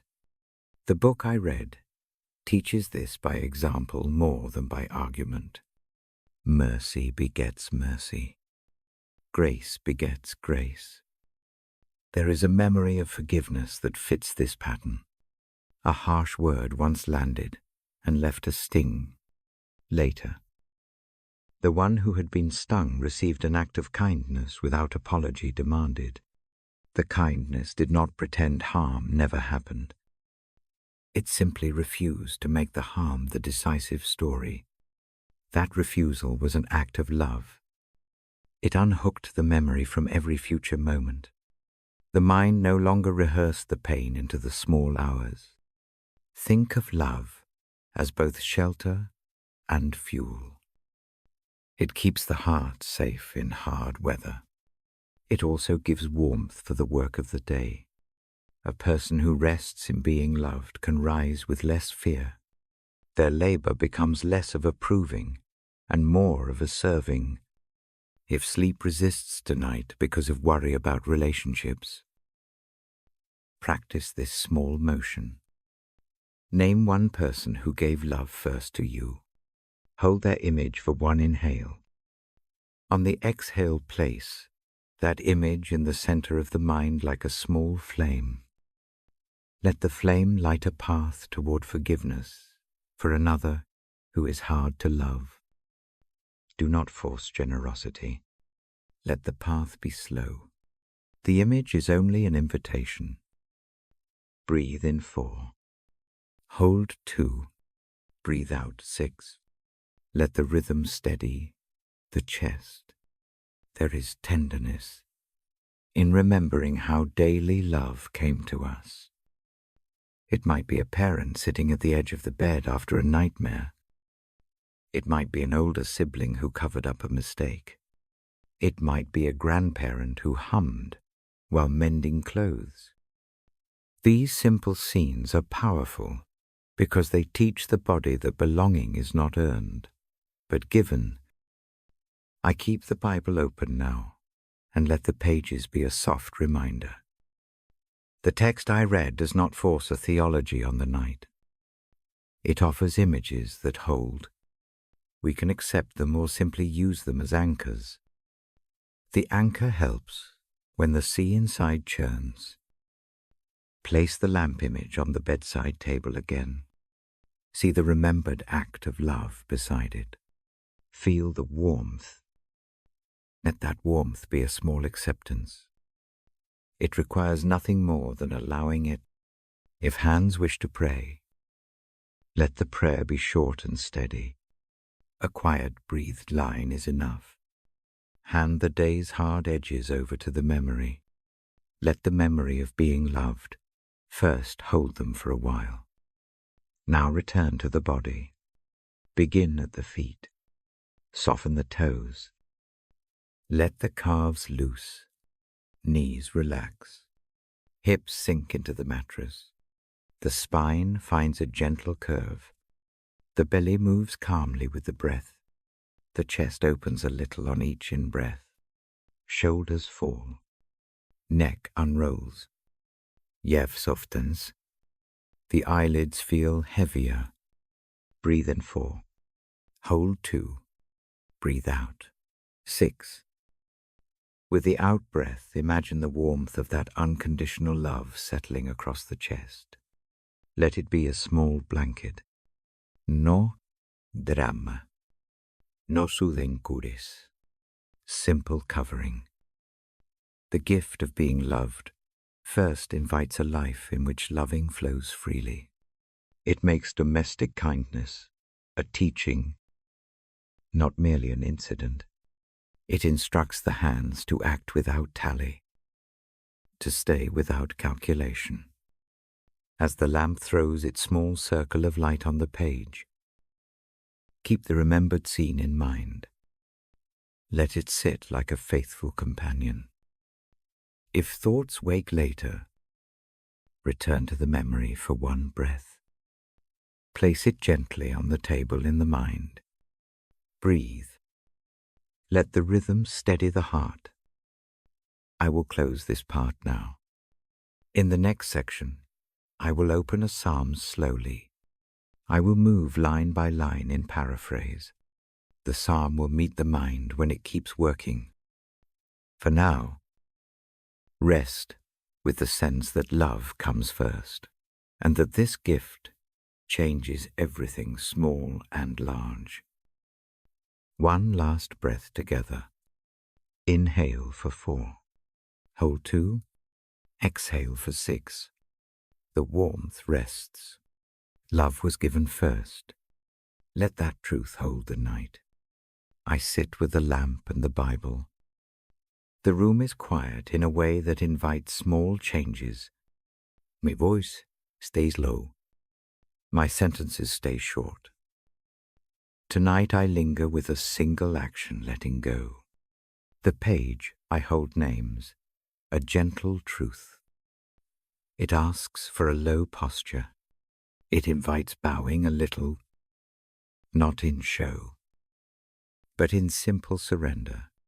When a heart bends in honest humility, the promise says, relief comes. The lifting follows the stoop. The order is surprising and kind. Breathe with me. Inhale for 4. Hold 2. Exhale for 6. Let the out-breath be longer and soft. With each exhale, imagine a single finger unclenching. No hurry. The fingers know this work well. Humble yourself before God. Those words are a small instruction. They mean less a performance and more a release. Picture loosening the grip on a rope. The hands stand open afterward.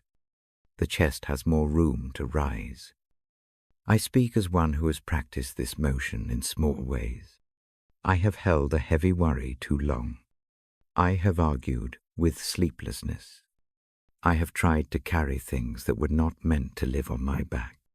In the act of surrender, I found a shape of rest that surprises every time. Letting go is not a single bright event. It is small and steady. It looks like untying a knot you have pulled too tight. The knot resists at first. Fingers fumble.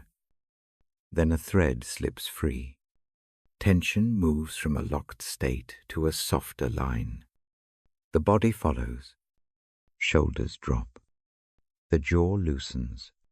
The night breathes differently. Choose one burden now. Make it small in your mind. It might be a worry about tomorrow. It might be a regret that keeps returning. Do not enlarge it. Give it a simple name in a short phrase. Hold that phrase for a breath. Feel how the chest tightens around it. That tightening is ordinary. It shows the care the heart takes. On the out-breath, imagine untying the knot. Picture the thread loosening and the burden slipping free. You do not throw it away. You hand it over. You set it down into an open palm you trust. This is not a trick. It is a posture. I place my own burdens in this way. I keep the image by the lamp. It helps to have a picture, to return to. A small act of handing over does not solve everything. It shifts the locus. The weight moves from the shoulders to another's keeping. In that shift, the body learns to rest. Humble yourself before God. Bowing down is not weakness. It is an honest reordering. The heart often thinks it must be the chief architect. Letting go says no. It gives the job of holding to one who holds without complaint. That truth does not remove the need to act tomorrow. It only lets this night be gentler. Breathe again. Inhale for 4. Hold 2. Exhale 6. With each out-breath picture a small bird leaving the hand. Its wings beat once, twice, and it is gone. The hand stays open and lighter. This image is small and quiet. It does not demand belief. It offers a scene that the nervous system can follow. There is relief in this surrender that comes like a slow tide. It does not rush the heart into forgetting. It lifts the burden from the chest 1 degree at a time. The mind can still hold facts. The heart need not be their prison. I tell a tiny memory here. I do not dramatize it. One winter night, I carried a long, knotted worry. It had been tied up with many small fears. I trained myself to hand over 1 loop at a time. Each loop I let go of felt like a small clearing in a crowded room. By the time the lamp burned low, the room felt larger. The bed held me without complaint. Sleep came softer. Humble work looks like that often. It is not a grand surrender. It is a practice of small untyings. It is repeated. It is patient. If resistance rises, if the thought says, "This is foolish or unsafe," do not argue. Notice the thought. Name it as thought. Bring attention back to the breath. Inhale 4. Hold 2. Exhale 6. The breath is practical. It meets doubt with steadiness. Letting go is also an act of trust. Trust does not need to be loud. It can be a quiet leaning. picture leaning back into a chair you know will hold you. At first, you check the chair. The body tests it. Then you feel the support. You allow your weight. So humility often begins with a test and ends in rest. The page I read describes a God who lifts those who bow. Lifting is not always immediate. Sometimes it is slow. Sometimes it is a steady, patient raise like hands supporting someone to their feet. The promise offers that raising, the detail is tender. A lift might look like a small, perceptible ease in the chest. It may look like mornings where the steps become less heavy. Practice a simple motion now. Place one hand where it feels comfortable. If it feels right, place it lightly over the sternum. Feel the steady beat. Say nothing aloud. In the mind, offer the small burden you named earlier. Hand it into the warmth, under the palm. Keep the breath slow. Feel the pulse as an open palm receiving. This practice is not a performance. It is a small rehearsal. It trains the body to hand things over. Over time, the muscles remember the motion. The hands learn to open before exhaustion sets in. Humility may be quieter than pride, but it carries a dignity. It is not collapse. It is choosing a different posture. The world does not require that all faults be carried as proof of strength. Often, strength is the ability to set a weight down and rest enough to think clearly. There is a passage I keep near my own bedside that says, in effect, that the lowly will be lifted. I paraphrase it softly in my mind. The phrase shapes the evening. It gives permission. It is a small compass. When the mind is busy with how to fix everything, the phrase returns like a gentle tide. It says, place the weight down for a while. Come back tomorrow with a mind that has rested. If forgiveness surrounds the burden you carry, let the act of handoff include a small mercy. Forgiving yourself can be part of humility. It is not blithe. It is honest. It names fault without allowing it to be the center of worth. Hold the error in one hand for a breath. On the exhale, imagine releasing it into a cup that does not judge. The cup holds it and cools it. The heat of shame loses its edge. I keep my sentences short, because the mind settles in small pieces. Long paragraphs can rouse the thinking into action. The night asks for fewer projects. It asks for a slow surrender. The Bible in my lap speaks with simple images, not abstract rules. Those images sink into the nerves and teach the body how to rest. Humbly placing a burden before God is also a practice of naming limitations. It is honest to acknowledge not all problems can be solved tonight. Some need counsel, time, repère. A humble heart accepts the slow work. It does not pretend overnight fixes.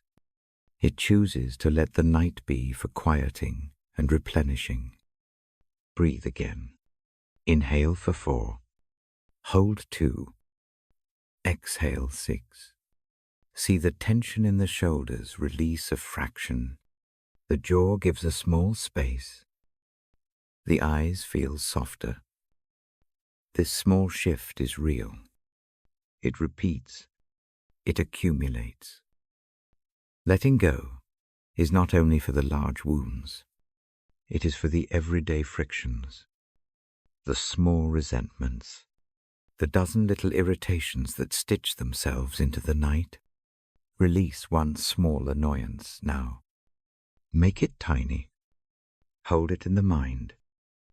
Then set it down like a pebble at the edge of the path. walk on with a slightly lighter step. I have learned that humility makes space for help. It invites assistance without shame. When a heart bows, hands come close. They offer steadying help. That help may arrive through a friend, a quiet counselor, a neighbor's practical care, or a sudden compassion from an unexpected corner. To bow is to open a window. The world can enter then in the form of warmth. If the mind grows stubborn and insists that carrying is the only way to be responsible, try a counter motion. Imagine a child handing you a toy.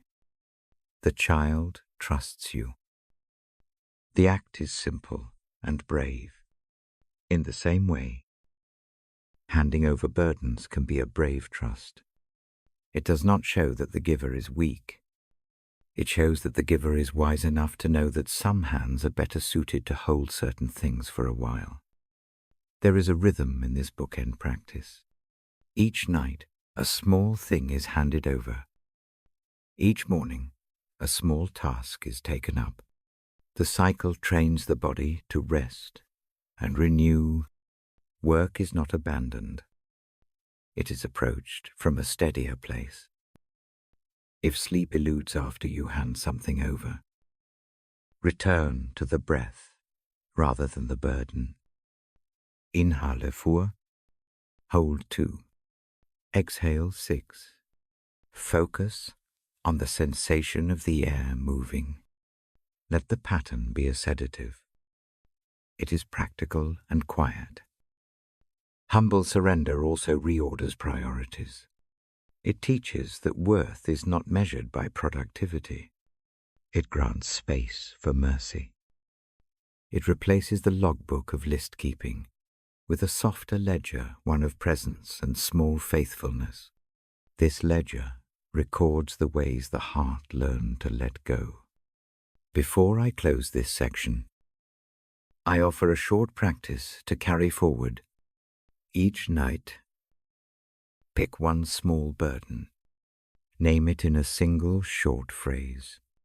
Hand it over in the mind with the breath. Rest for 1 full minute with the hand on the chest if that comforts. Then let the night hold you. Return to the breathing pattern and let the body soften. Tonight, as the lamp throws a low ring of light on the pages, place your small burden in the imagined hand I described earlier. Do not judge the image. Let it be a simple vessel. Know that the lowering of the shoulders is itself evidence that the work of handing over is doing something. The act of humility is not a fast cure. It may not change all facts immediately, but it changes the bearer. It frees the body enough to sleep. It frees the mind enough to think straight in the morning. It leaves the heart less ragged. I will close my book for a moment and let the room breathe with us. Breathe in for 4. Hold 2. Breathe out for 6. Feel your chest move. The lamp is low. The Bible rests beside it. I am here in the hush. In the next part, I will read a brief psalm slowly, line by line in a paraphrase that meets the mind when it keeps working. The psalm will echo this motion of surrender and lifting. For now, let the small practice of handing over be enough. Let the night receive what you cannot hold. Allow the relief that comes from a humble heart. One last breath with me. Inhale 4. Hold 2. Exhale 6. The shoulders soften. The hands stay open. The night keeps its watch. Settle deeper now. The lamp throws a small, steady pool of light. The Bible rests open. My voice is calm. My words move slowly. Tonight, I linger on hope and on the slow art of being renewed. Breathe with me. Inhale for 4. Hold for 2. Exhale for 6. Keep this rhythm soft. Let the breath be like a small oar moving the boat a little further in still water. Hope in the pages feels practical. It does not make everything easy. It does not promise instant fixes. It is a steadier thing. It holds a direction. It points toward morning even when the night is long. I speak from a season when hope was the only hand I could find in the dark. The season is not dramatic. It is a long, ordinary span of days that felt thin at the edges. Work was heavy. Sleep was light. Appointments filled the calendar. The word diagnosis hovered like a cold thought in the mind. In that time, the chest learned to be careful with small things, a walk around the block, a bowl of warm soup, the sound of rain on the roof. Hope began there as a tiny thing. It looked like noticing a single green shoot on a windowsill. It looked like stepping outside at dusk and feeling the air cool the face. It was not a promise that everything would be fixed. It was an invitation to keep walking with a particular direction in the heart. I learned that renewal often arrives by small changes, repeated. One evening, I sit at the kitchen table with the Bible and a cup that still steams. Hands that feel tired rest on the rim. Breath comes in slow rounds. Inhale 4. Hold 2. Exhale 6. On the exhale, a little tension leaves the shoulders. The motion becomes familiar. The body begins to accept gentleness as a practice. Hope anchors this rhythm. It asks nothing noisy.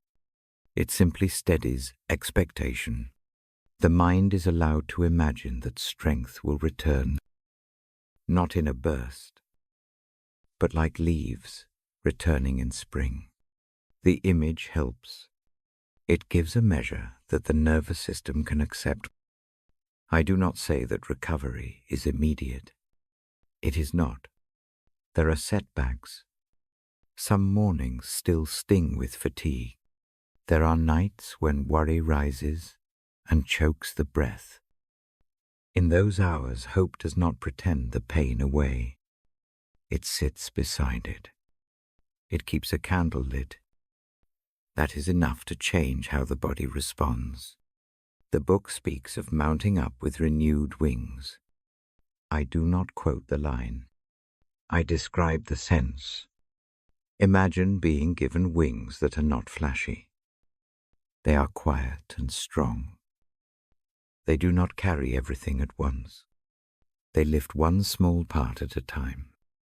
The first movement is subtle, a deeper inhale, a less clutched jaw, a small patience in the knee. These tiny lifts add up. I practice simple gestures that invite renewal. Morning starts with a small walk when the day is still cool. Feet move slowly. The ground supports each step. A bird calls. The air fills the chest. On the walk, hope feels like a companion that keeps the pace even. It does not insist on speed. It only asks that I keep moving. Another practice is the keeping of small, true lists.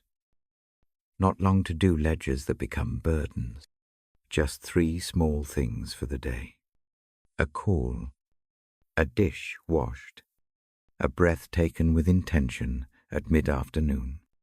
Each check becomes a small victory. The muscles of the mind learn the satisfaction of completion.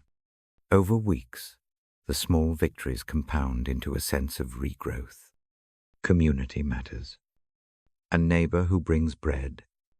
A friend who waits on the phone while the mind runs. A quiet presence in a chapel.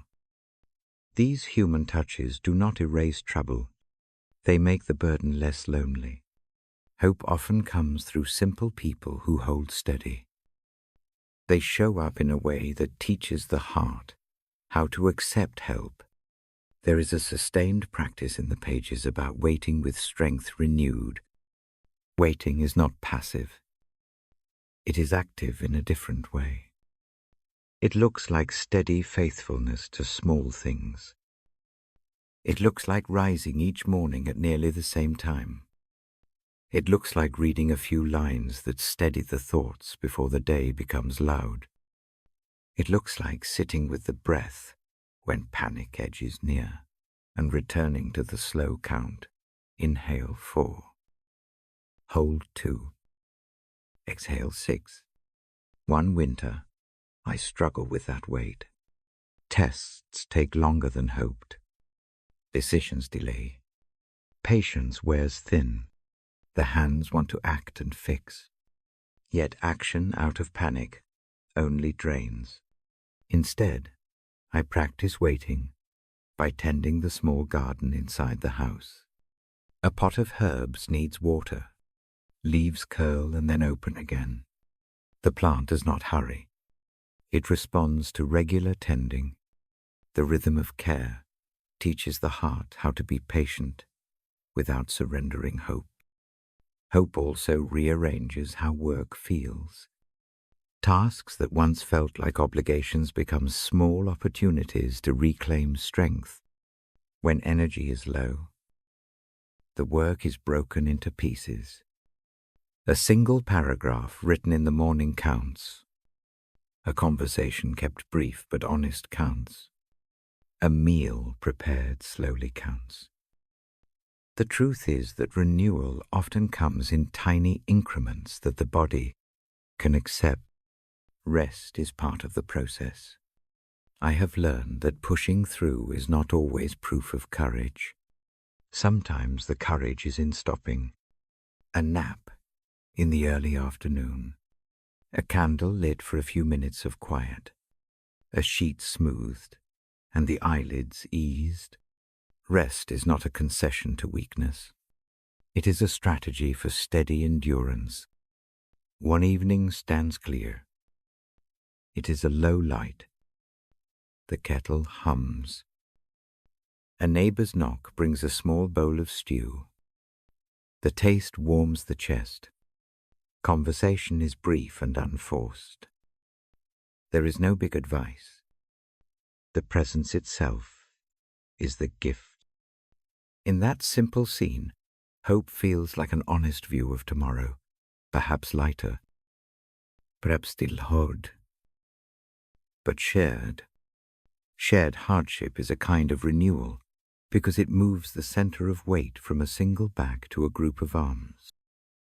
The pages I read also remind the heart that strength returns in different shapes. Sometimes it is a readiness to run a short distance without breathless panic. Sometimes it is a patient walk without the mind racing ahead. Sometimes it is a willingness to be kind when the world feels unjust. Each return is a renewal. Each small regained capacity is a sign of steady work being done inside. There is a delicate teaching here. Hope is not optimism that everything will conform to a plan. It is an orientation.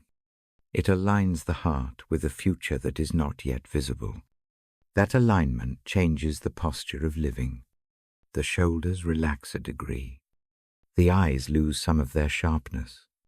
The hands open a little more easily. The renewing process asks for practices rooted in trust, prayer in small phrases, a note written to a friend and left in a pocket, listening to a song that calms rather than excites, folding clothes with quiet care. Each action is a thread. Over time, the threads weave into a cloth of renewed endurance, sometimes renewal surprise. It arrives as an unexpected good report. Other times it comes as a slow stabilizing. I remember days when strength returns, not as fireworks, but as a steady hum.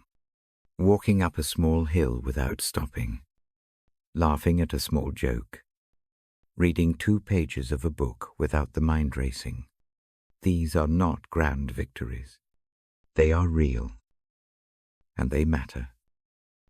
Hope keeps returning even when setbacks come. A bad night does not cancel progress. It only becomes part of the story. Hope looks at the long arc rather than the single moment. When a setback arrives, the practice is simple: breathe. Set the hand where it comforts, and return to the smallest task that can be done now. Inhale 4. Hold 2.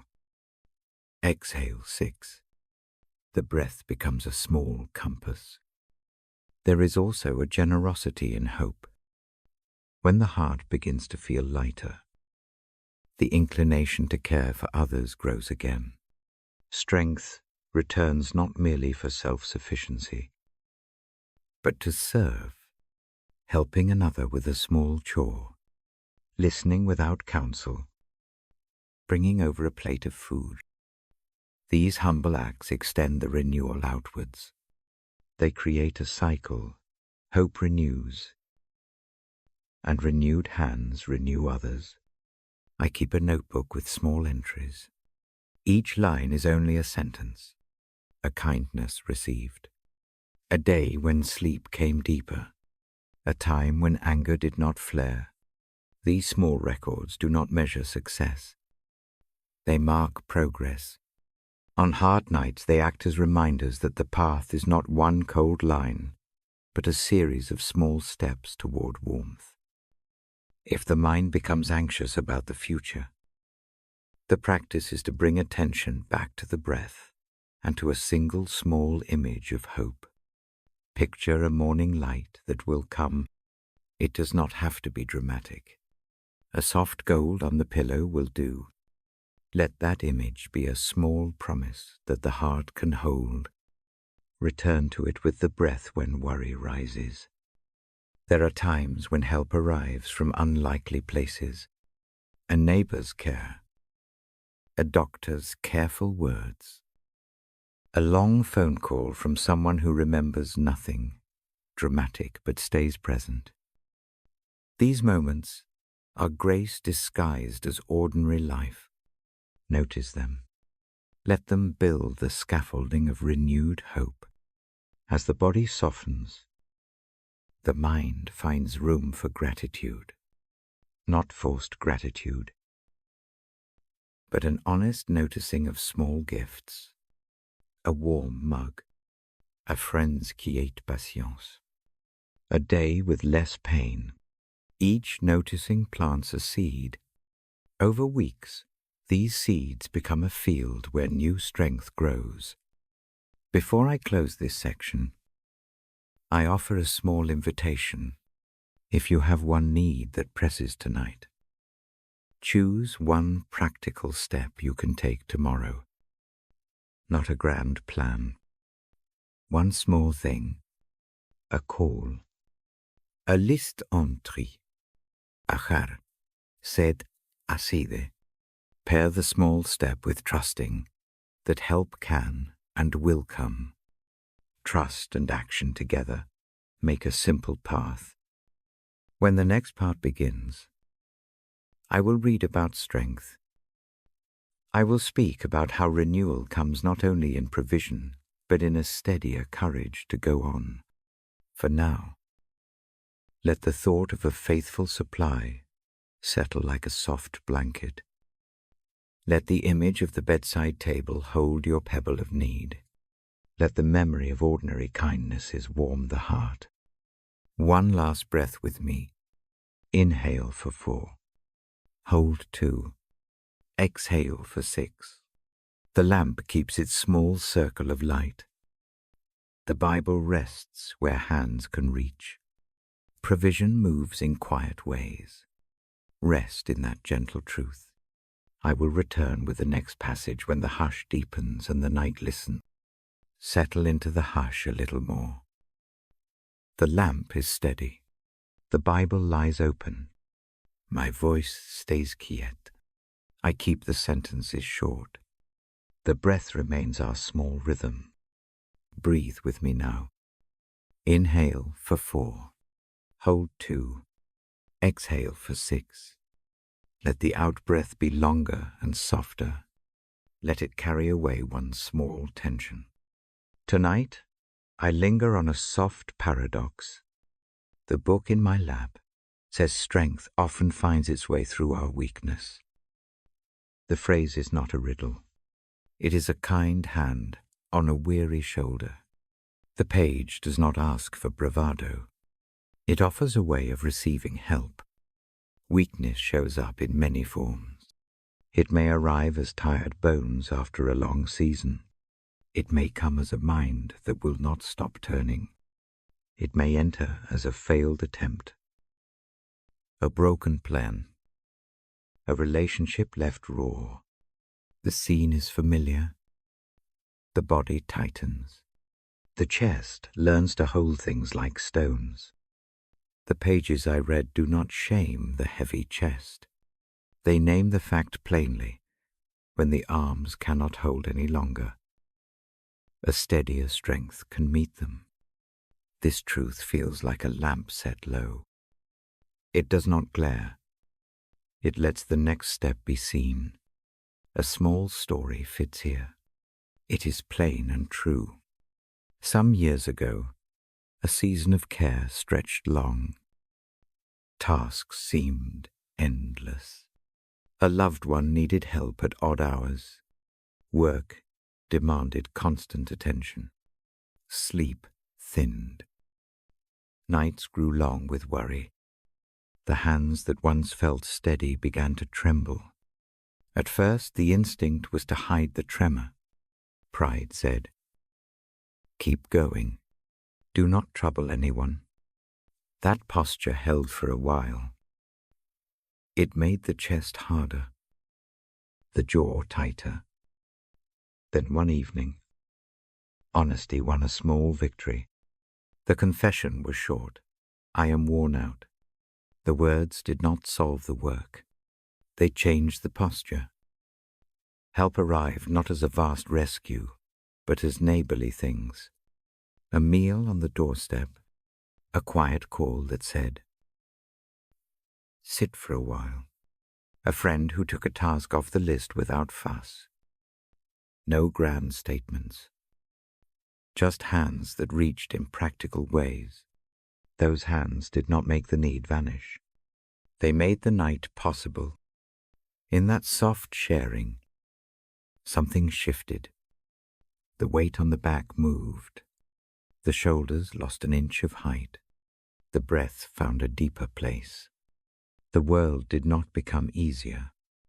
The body gained space to rest and then to act. The passage I read puts this simply. It says that a certain kind of power fills the spaces we cannot hold. It meets the cracked places without scolding them. The power is not about proving anything. It is a rescue that comes in small, steady ways. It is comfort that keeps the pulse regular when the mind wants to race. I do not preach that weakness is the goal. I only note that it can be a doorway. The honest admission, I cannot today, sometimes invites help that would not have come to a posture of polished strength. Vulnerability is not a liability here. It is a kind of calling card that reads, I need a companion. Let us practice that simple honesty for this night. Breathe in 4. Hold 2. Breathe out 6. Bring to mind one small truth you have been carrying, but not saying aloud. Make it short and clear. Do not argue with it. Name it gently. On the out-breath, imagine placing that truth on the bedside table beside the lamp. See it sitting there. It does not disappear. It is welcome to be noticed. The act of naming is a release. The body receives the motion like a deepening of sleep. Weakness often stirs shame. Shame says, "You should be more." Shame points to accounts not balanced. The pages I hold refuse shame as the ultimate judge. They show mercy as the greater force. Mercy meets failure with patient hands. It does not tally mistakes for the purpose of condemnation. It opens a space to breathe. I remember a night of small humiliations. A mistake at work leaked into the morning. An apology felt insufficient. The chest tightened. Pride wanted to hide, but I chose instead a different motion. I sat with the Bible and offered the truth of my poor work to the quiet room. The confession was not dramatic. It was honest. Saying it out loud in that small way loosened something inside. Sleep came clambering in after that night. Not perfect sleep. Not the kind of neat end to the story. Just a quiet chest. That quiet was enough to make better choices in the morning. I could fix what was fixable. I could also forgive myself enough to do the work instead of merely punishing myself with worry. The book teaches a similar shape. The power that fills weakness does not remove responsibility. It does not excuse neglect. It meets honest failure and then gives strength to repair. The sequence matters. First the admission, then the receiving, then the repair that is possible from a rested place. If the mind protests that admitting weakness is risky, do not argue. Notice the thought. Name it as thought. Return to the breath. Inhale for 4. Hold 2. Exhale for 6. The breath is patient. It does not demand bravery. It only brings the body back to a calmer place. Vulnerability invites community. When a person says, "I cannot carry this alone," hands often come. The community that helps might be family, friends, a neighbor, a small group, a practical stranger. The ways they help are ordinary and creative. They bring soup, sit in the dark, drive to an appointment, speak a short prayer, hold a hand through a small fear. Each act counts. I remember a season when voices at the hospice spoke low and kind. The staff did the quiet things that made long nights bearable. A volunteer sat for an hour and folded a blanket. A nurse smoothed an extra pillow. None of these changed the larger outcome. They changed the way the body and the heart held the waiting. The thinness of nights grew less sharp. If there is fear of being seen as weak, try a small practice at the bedside. Imagine a small, unadorned cup on the table. Placing the palm over the cup is a small symbol. Hand one small worry into that cup. See the cup receive it without flinching. Let the image sit. It is not magic. It is a gentle rehearsal that trains the body to accept help. The pages I read also show weakness as a place where grace arrives. The poem-like line I keep close says that power is made perfect in weakness. It does not mean weakness is admirable in itself. It means that the opposite of power is not always strength. Sometimes the opposite is the false pride that refuses help.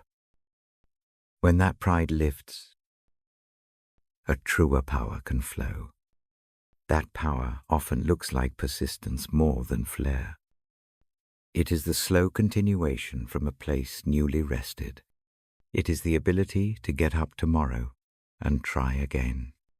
It is a soft resilience built from small mercies. The tired body is steadied. The mind takes one careful step. The work gets done with less fury and more focus. Practical work helps this process. Sleep, hydration, a gentle walk, a short call to a friend. These are medicine for a body that has been overburdened. They do not fix every flaw overnight. They give the nervous system signals that the world can be safe enough to relax. When the body relaxes, strength returns in manageable portions. Humility is part of the pattern. Asking for help often feels like confessing failure. It can be so. But the pages replace the confession with a different posture, a humble turning toward help that honors the truth of limits. Humility here is not self-devaluation. It is clarity. It is honest assessment. It is maturity. I share a brief memory of learning to be humble. Once, after a winter of taking on too much, a simple neighborly offer changed everything. The offer was small. Someone volunteered to mow the lawn. Pride resented it at first. Then accepting the offer freed hours. Those hours became time to see a doctor and rest. The work resumed from a place of renewed capacity. The body responded with what strength it had been holding back. Forgiveness toward self is also needed in weakness. It is a tender act. The book I read invites this mercy. It suggests that the weary heart deserves the same kindness you would give a small child who is tired. Speak a short sentence to the inner you. Keep it simple. Thank you for trying. Or you did enough for today. Let the words be a balm. If raw shame lingers, anchor the hands to the chest. Feel the pulse under the palm. Breathe in 4. Hold 2. Exhale 6. Let the touch be a steady sign that the body is cared for. The nervous system notes the contact. It begins to lower the alarm reflex. The mind becomes easier to calm. Vulnerability also invites meaning. Some of the deepest lessons come out of seasons when the hands are empty. Compassion grows from having been held. A person who has known weakness often learns to wait, to listen, to be tender with others. Strength then appears less as dominance and more as a capacity to endure with kindness. The book speaks of power that is gentle. It pictures a presence that stays in the night without loud promises. The strength it offers gives endurance and the courage to keep returning to the small tasks. It is not a loud wind that moves everything. It is a steady current that sustains the boat as it moves step by step. If rest is still distant tonight, try a short exercise. Choose one small task for tomorrow. Make it tiny. A phone call. A warm cup before noon. A 5-minute walk. The small goal becomes an anchor. Place it on the bedside table in your mind. Breathe in 4. Hold 2. Exhale 6. The tiny plan can be carried without pride or shame. It becomes the next small step. We do not need to decorate weakness. We do not need to pretend it heroic. We only need honesty and a willingness to receive help. The book I read at bedtime is steady on this point. It holds mercy as the right reply to our small, true shortcomings. Before I close this section, place a hand where it comforts. Feel the steady beat there. Offer one short thought of surrender. I am tired. I am open to help.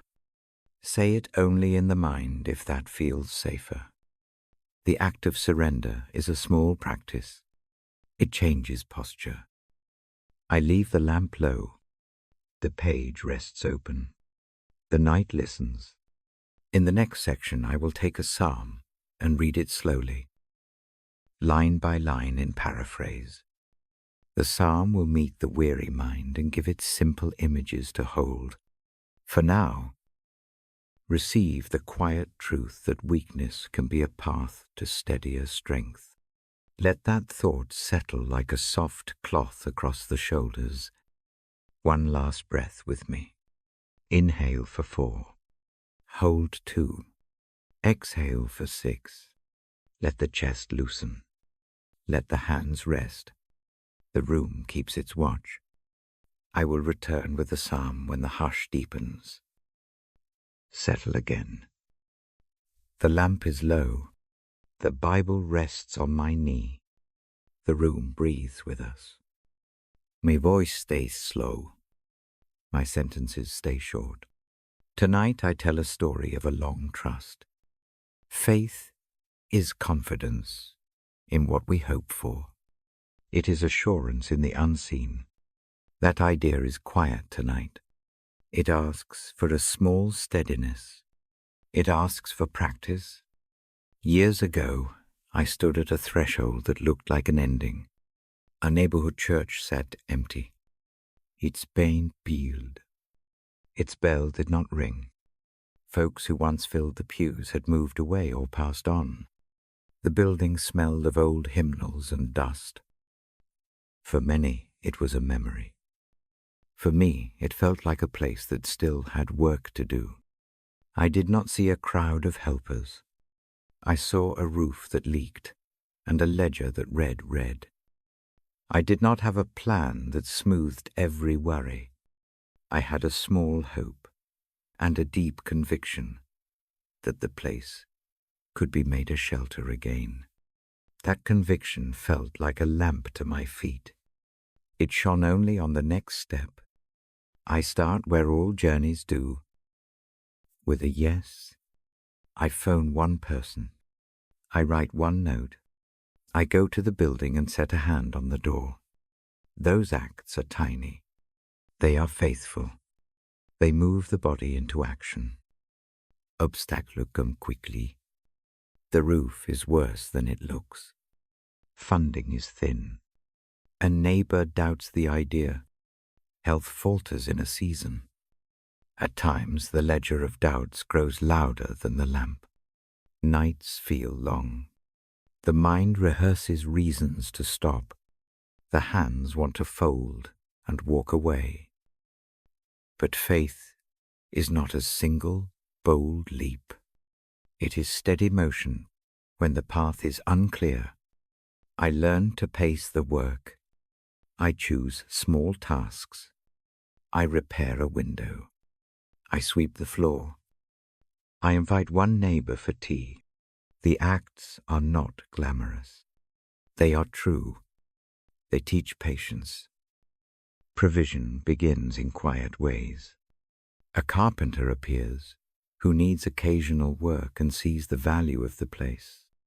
A small grant arrives from an unexpected fund. A woman in the town brings extra soup and a willingness to clean. None of these gifts erase the ledger of need. They soften it. They make room for another step. Illness interrupts the rhythm. A season of pain limits the hours I can give. The tendency is to despair. The mind imagines the project stalling forever. Yet the faith I practice is the kind that asks for help. Asking changes the posture. Friends sit in the empty pews and mend what they can. They come not to fix everything but to keep watch. Their presence is a form of prayer. I learn an important truth in that time. Faith does not mean absence of difficulty. It means presence of hope when difficulty persists. The hope is not naive. It is steady. It chooses to believe that small acts compound. Months become a rhythm of repair. and welcome. The roof holds a few more storms. Paint returns to the trim. The bell, silent for years, gains a small rope. One Sunday, a dozen people walk in. They come with worn shoes and tired faces. They bring casseroles and children, who do not yet know why the place mattered before. Their laughter cracks open the quiet in a way that feels like sunlight through a cracked pane. I watch the scene with a chest that loosens. The joy is simple. It is the sound of voices learning a cadence again. It is not the loud triumph of overnight success. It is the steady arrival of neighbors who choose to remain. The moment feels like a harvest after a season of planting that I had not seen grow at all. Along the way, doubt returns. A season of drought in the community means fewer helpers. The work plateaus. A setback at a council meeting postpones a needed permit. The instinct is to count reasons to quit. The practice of faith asks for another kind of counting. It asks to mark the small gratitudes. Each evening I come to the lamp with the book. I breathe. I read a small line and then close my eyes. I name one thing that went right that day. The practice is humble. It trains the heart to notice evidence. Faith grows in the noticing. It is a slow muscle. There is a night I remember when a storm lashes the town. The new roof stands against the wind. Water finds a new seam, but does not flood the center. The sight feels like a small miracle. After the storm, neighbors come out with shovels. They laugh at the absurdity of roofing in the rain. Their laughter is medicine. It makes repair lighter. The work becomes, again, a shared load. Through these years, joy arrives in ways I had not imagined. A choir forms with voices that once sang in other places. A pantry opens in the basement where food is placed for anyone who needs it. A tutoring table appears where young ones receive patience and time. The building is more than brick. It becomes a pattern of life. Faith walked us through seasons of lack and gave us small eyes to see provision. Each small answer to prayer moved the needle of hope. The unseen became visible in everyday acts. A neighbor's quiet check-in. A teacher who volunteers. A child who learns to read from a book left on a bench. These are not dramatic signs. They are proof enough for the heart. The most tender part of the journey comes not with the first reopening, but with a long season after. There are hurts in the room's history. Old grievances and losses whisper. Trust must be rebuilt. Rebuilding trust feels harder than repairing a roof. It takes time. It takes return. People come back because the place keeps its promise to receive them. It does not demand neatness. It invites presence. When someone returns with a shame that once kept them away, they are met with a small table of soup and a listening ear. That meeting is the work of faith in the small hours. It is mercy made ordinary. I watch lives change.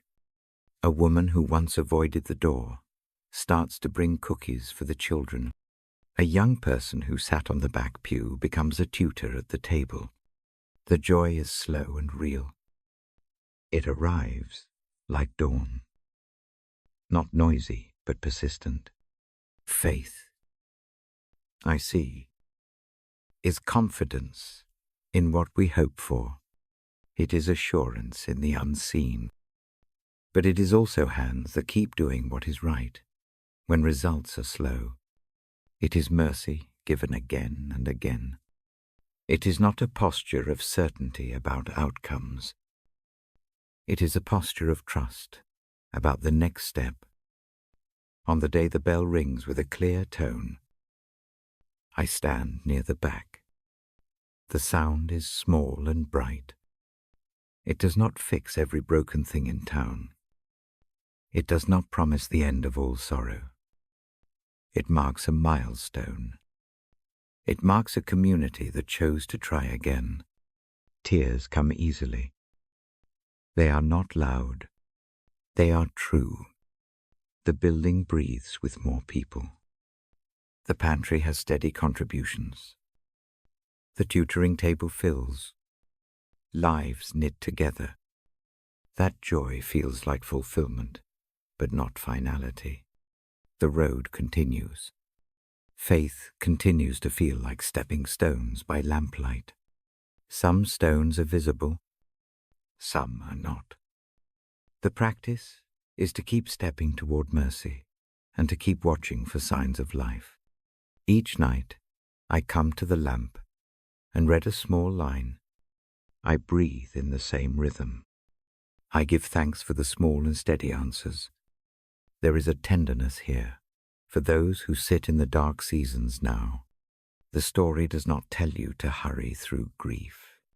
It invites you to keep one small, faithful act, one word of kindness, one phone call, one step toward a room that might be mended.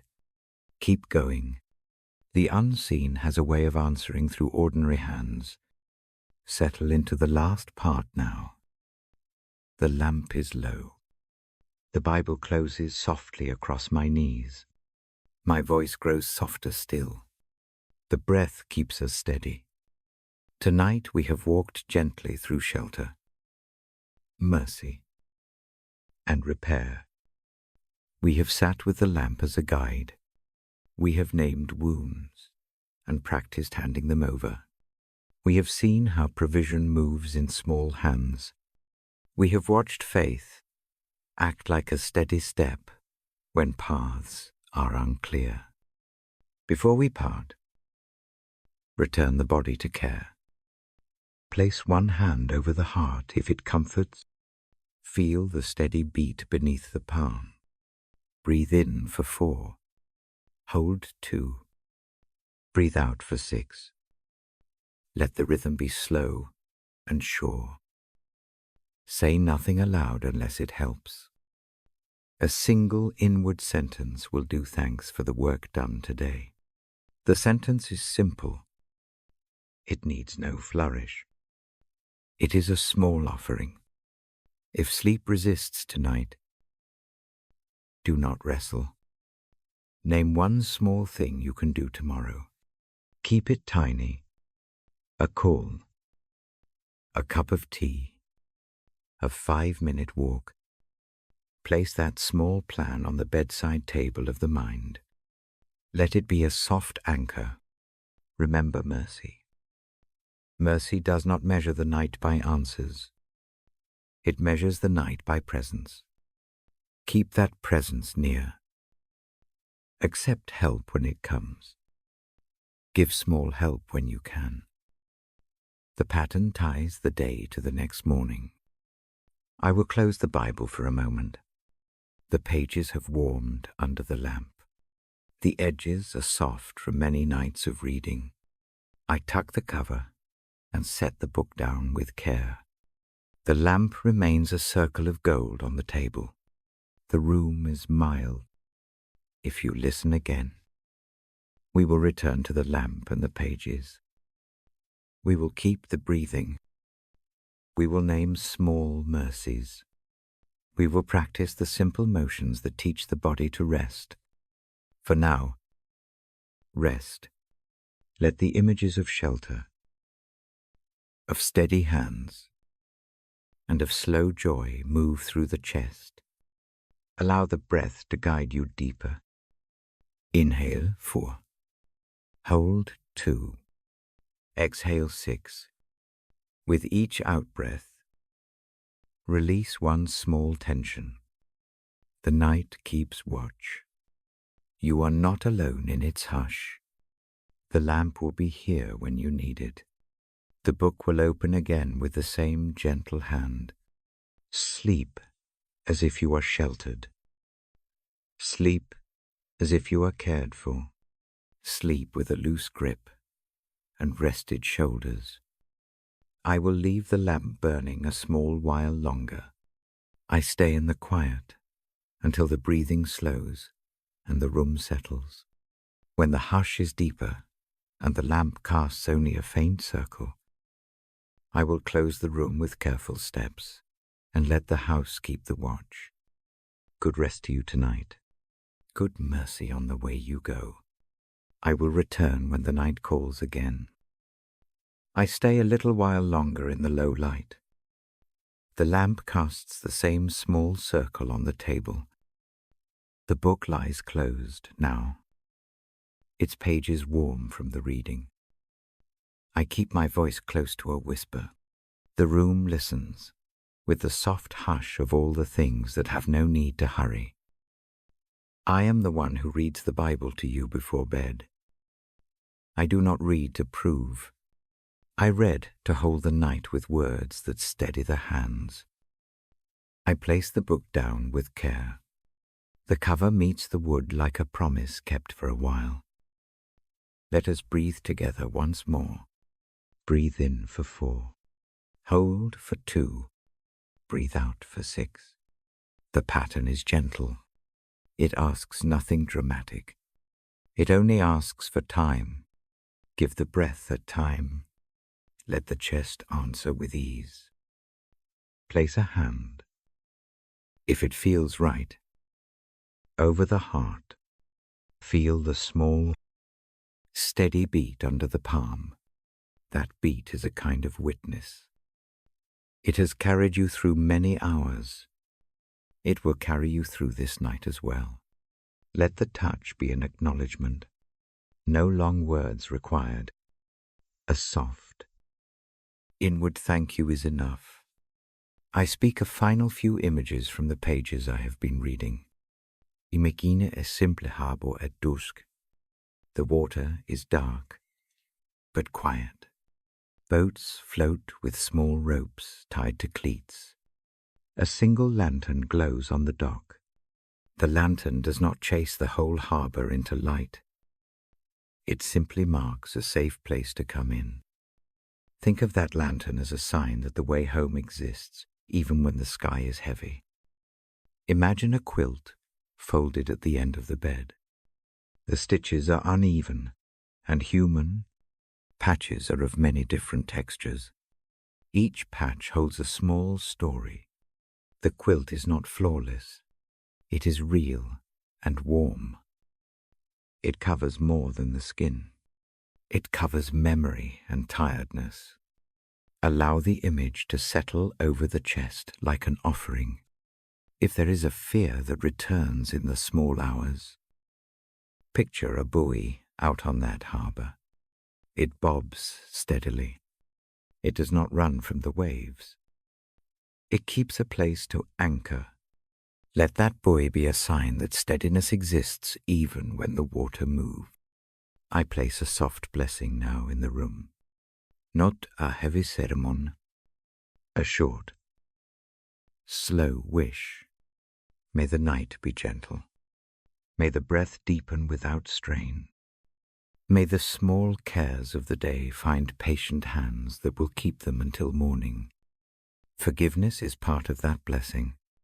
If there is a wound that replays, name it in a single, brief phrase in the mind. Do not argue with it. Offer it forward. Think of placing it on the bedside table, under the lamp, where it can be seen, but no longer carried. Hand it over with the out-breath. Let the shoulders follow the motion. Receive grace as you would receive a warm cup on a cold night. The cup does not demand an explanation. It warms the palms simply by being present. Let grace warm you now.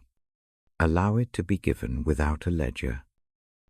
The night is not a place for accounting. It is a place for rest. I say a short prayer now. Keep it quiet in the mind. I ask that mercy meet the drifting thoughts. I ask that a steady presence watch without hurry. I do not speak at length, because long prayers can wake a tired mind. A single, earnest request is enough. Watch over this heart tonight. I remind you of one practical thing to carry into the morning.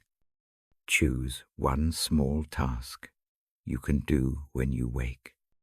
Make it tiny. A short walk, a phone call that takes 2 minutes, a cup of tea brewed slowly. Small beginnings make larger mornings possible. Put the task in mind and let it be an anchor. Do not let it become a weight. Let it be a soft promise for the first light. If sleep seems stubborn, return to the breath and to the image of the harbor lantern. Keep the in-breath gentle. Keep the out-breath longer and patient. The hearth of the night prefers a slow rhythm. Let the lungs find that tempo again and again. I speak also of protection. The world can feel loud. The darkness can feel uncertain. The book in my lap speaks of a steady presence that watches the comings and goings. Picture that presence not as a force that threatens freedom, but as a companion who keeps a low lamp and listens. Let the thought of that companion be a comfort. You are cherished. This is not a casual line. It is a careful truth I lay before the night. The care that watches is not measured by achievement. It is not earned by deeds. It rests on what is already true. Imagine a hand that rests near the shoulder in the dark. The hand is steady. It does not need words to be trustworthy. You are protected. Protection does not mean the absence of trouble. It means a presence that moves alongside it. Think of a parent who walks beside a child on a windy street. The wind still bites, but the hand keeps a small hold. Sleep with that small hold in mind. Rest with a heart full of peace. Peace does not solve every calculation. It steadies the pulse. It lets the muscles relax. Let the words sink in by feeling them rather than thinking them through. Peace is a sensation as much as it is a thought. Rest with a heart full of grace. Allow the gift to sit in the lap unearned. Let it be a quiet acceptance that unwinds the tightening in the chest. Accept it first. Act from it later. The order matters. A rested hand makes better choices. Rest with a heart full of forgiveness. Forgiveness is not license for harm. It is a freedom from carrying the sorrow as the main burden. Let one small grievance be set down. See how that small act shifts the posture tonight. I give a simple benediction now. In words that are soft and slow, may you be held tonight. May the small mercies you have known return to you like warm light. May the presence that watches keep a safe circle around your sleep. May your breathing find a calm measure. May your heart be light enough to breathe in mercy and breathe out fear.